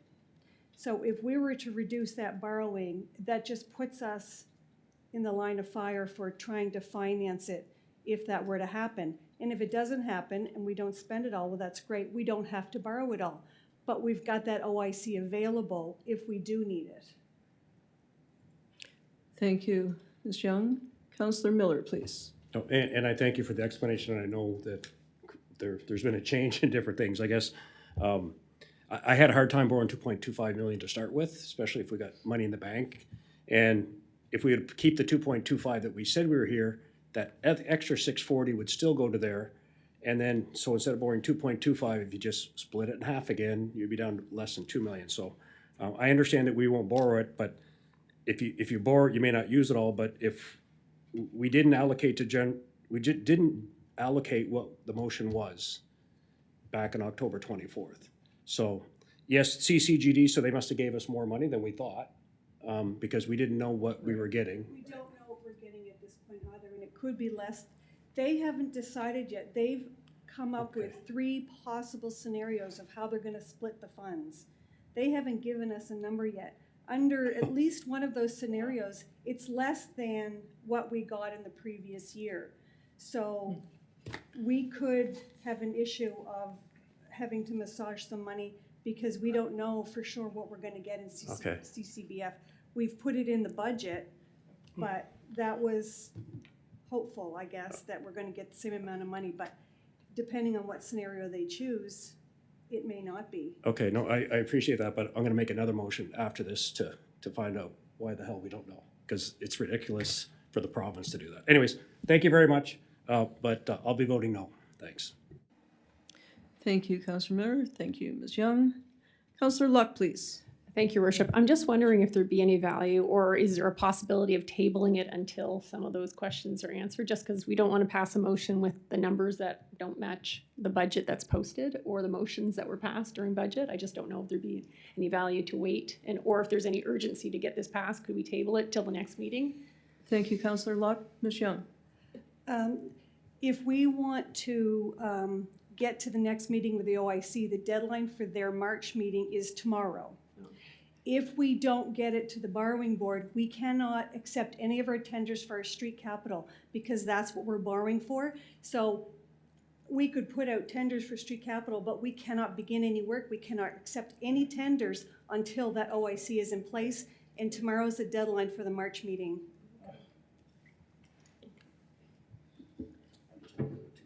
Councillor Miller. Process. Let's do process. Go. I get that, but I'm not good with the 2.25, and it's just the other one should be 2.25, and then maybe you say borrow 2 million, because this changed the whole dynamics of our discussion from the 24th on, and it's different than the motion, so that's kind of a procedural process to be discussed later, but anyways, I just think 2.25 is too much, especially when you got X amount in the bank. Again, if I've got 30,000 in the bank and I need 80,000 to do something, I'm not gonna borrow 80,000 at 5% and put extra money in the savings. So I know we always have to have a reserve. I think we got a healthy reserve to start with, even if, and we took $400,000 out of what we said we were gonna put in. And then we added $640,000 by increasing the budget, so we technically have $1 million more in the reserve than we thought we were gonna have. It's 2.25 is too much. Because I look at the future years, and that'll be a discussion that we need to start our budget process a lot earlier. We're looking at borrowing 3.5 and $5 million next few years, which it means we're spending too much or something's wrong, but that's, we'll talk about that later. But I can't agree with 2.25. Thank you, Councillor Miller. Anything else? No? Yes. No, you need to. You're on. Okay. The issue is, like, and if I'd had more time, but I went back through to try to update our reserve balances. And if we take 2255 out of reserves by splitting it evenly, it looks to me like we might have about 220,000 left in the reserves if we take that 2255. And there's some other financing that we're going to have to consider in the near future as well.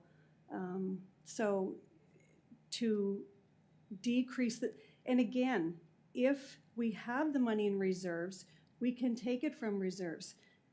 The borrowing is only to put the OIC in place. It doesn't mean we have to do that at the time of making the financing decision.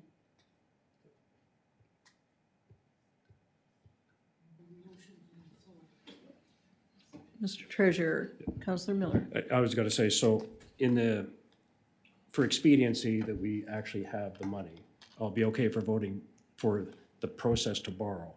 But I would like to have another discussion on how much we actually take from that borrowing, because I don't want to put us in a jam, so to speak, so I'm okay with that, but I want to have a discussion on why it wasn't as per the motion and that, but I'll do that after. But I'll vote for now in consideration that we're going to discuss how we're funding it, so we'll get through. Okay, thank you. Thank you, Councillor Miller.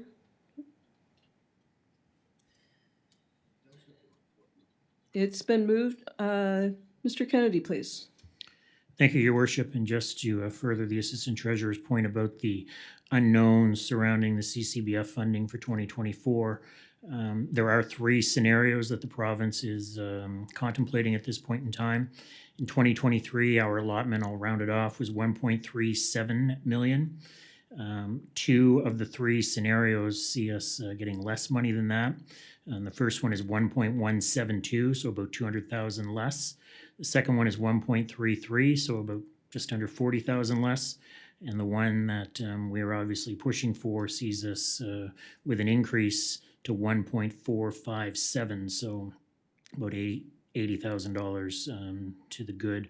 So those are the 3 scenarios that have been presented to us. We see the numbers that all the municipalities will get under the various funding scenarios that the province is contemplating, and yet at this point we still don't know which one they're going to choose, Your Worship. Thank you, Mr. Kennedy. We have a motion on the table, moved by Councillor Bigger, seconded by Councillor Miller. Please vote now.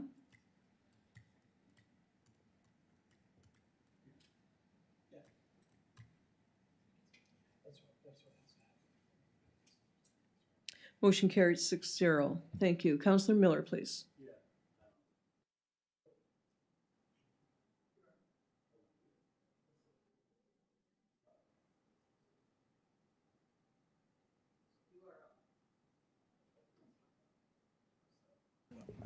Oh, there we go. He must have muted me.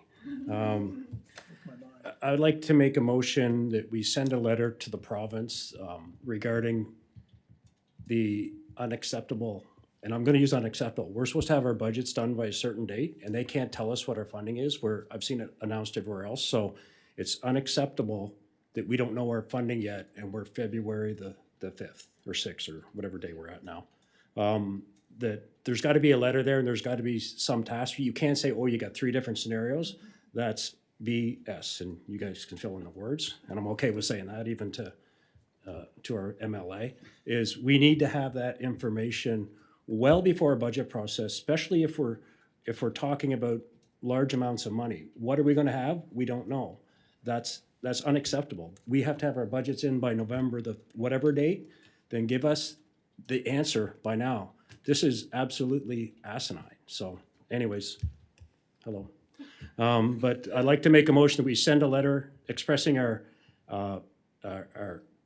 frustration, or whatever word you want to use, in not having the information of what our allocation is for 2024, and we're already 6 weeks into the year. Thank you. Thank you. It's been moved by Councillor Miller, seconded by Councillor Bigger. On the question, Councillor Olson. Yes, just on the question, Your Worship, I was wondering who this letter is being addressed to. I believe the Premier and the Minister of Finance. Sorry.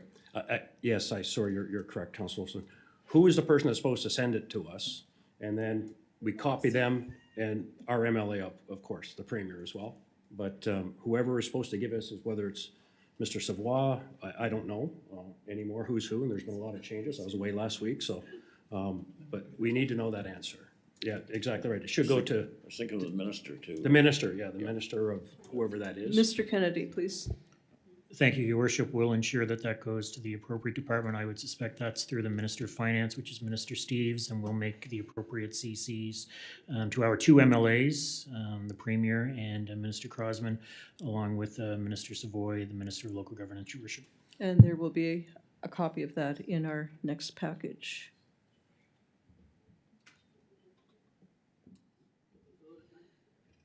No, we haven't voted on that yet. Yes, please. On the question, would you like to read the motion once? No?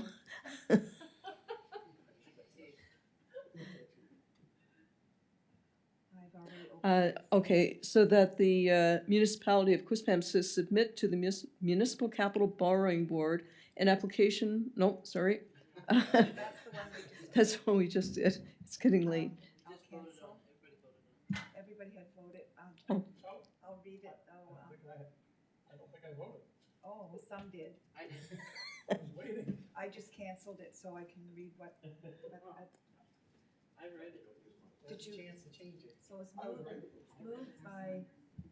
Go ahead. Moved by Councillor Miller, seconded by Councillor Bigger. The town send a letter to the province, the Minister of Finance, and copy the appropriate MLAs, the Premier and Minister Crosman, noting that it's unacceptable and frustrating that we don't have our allocation for 2024, and it is now February 6th, that there has to be a firm number provided, not presented in 3 different scenarios. But You can read it. Yes, yes. Okay. Thank you. And the vote on that? There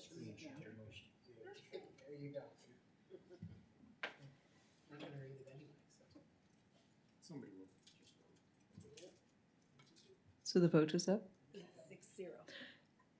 Motion carries 6-0. Councillor Miller. Yeah, thank you, Your Worship. I guess the question, I think we kind of covered it when we discussed it. We'd come back to how the 2.25, what we borrowed. We don't have to do another motion on that, right? Because we're borrowing the 2.25. That's what I mean. We're borrowing the We're borrowing 2.25, that.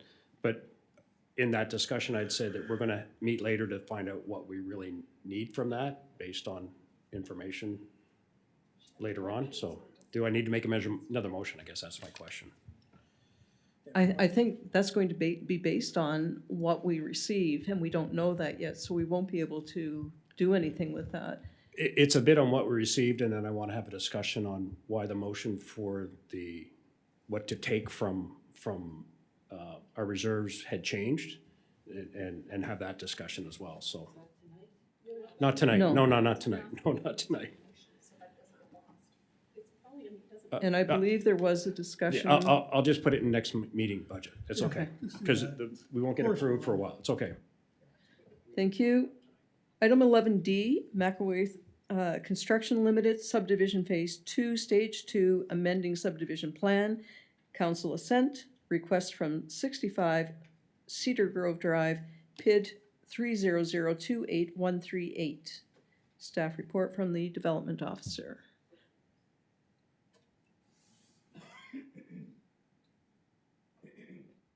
Councillor Miller. Thank you, Your Worship. I would move that council grant assent to the McElrath Construction Limited Subdivision Phase 2, Stage 2 amending subdivision plan, so that the plan can be approved by the Development Officer for registration in the province of New Brunswick Land Registration System. It's been moved by Councillor Miller and seconded by Councillor Bigger. On the question, please vote now.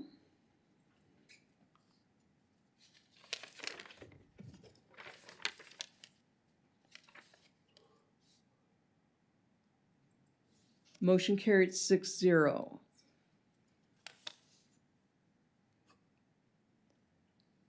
Item 12, reports. Councillor Luck. Yes, I'd like to move that reports be received and filed. Been moved by Councillor Luck, seconded by Councillor Miller. On the question, Councillor Donovan. Thank you. Just because I'm on the library board, I figured I should put a plug in that the New Brunswick Public Library System has released their strategic plan from 2024 until 2027, and it's in those reports. Thanks. Thank you. On the question, please vote now.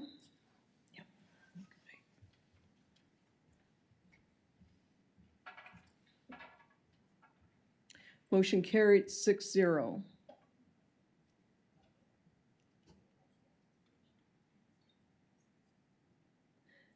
Business arising from Committee of the Whole, the CAO position.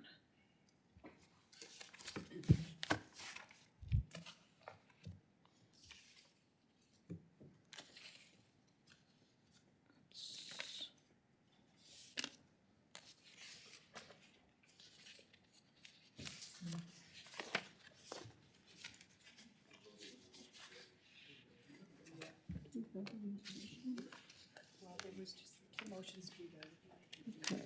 Committee of the whole, they had never come out. I don't have them, I don't think. The motions are in the packet. Okay. Yeah, because I had used this, okay. Councillor Olson, please. Thank you, Your Worship. I would move that council ratify its decision made at the November 21st, 2023 Committee of the Whole meeting to direct the Human Resources Manager to proceed with engaging KBRS to conduct a recruitment research to help identify a successful candidate for the town CAO position, with the cost of the recruitment search and supporting functions to come from the 2024 HR Development Project, with any remaining balance to come from the 2023 operating surplus or 2023 general operating reserve if needed. Thank you. It's been moved by Councillor Olson, seconded by Councillor Bigger. On the question, please vote now.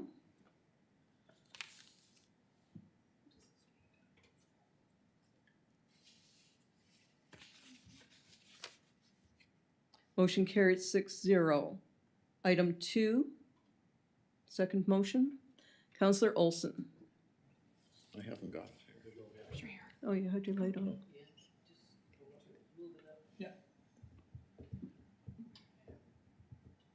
Oh, sorry. He's got it there.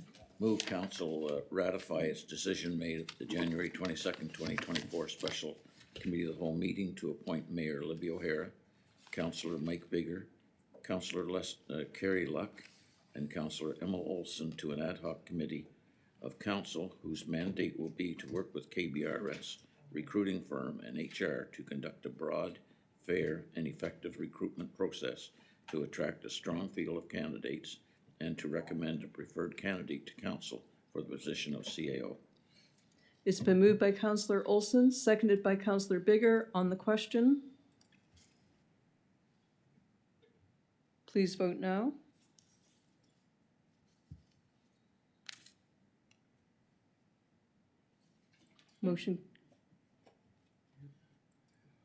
Motion carried 6-0. Just want to remind people that an electronic means of communication may be used by members and can be heard in the council chamber in the town of Quispamsis. Looking for a motion to adjourn. Moved by Councillor Olson, seconded by Councillor Miller. On the question, please vote now.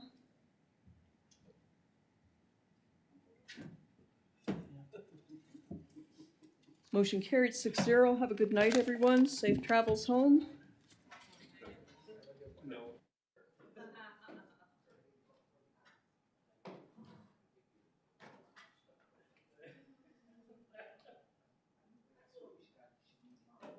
One of those days, Emily, you have no idea. One of those, where you have some of your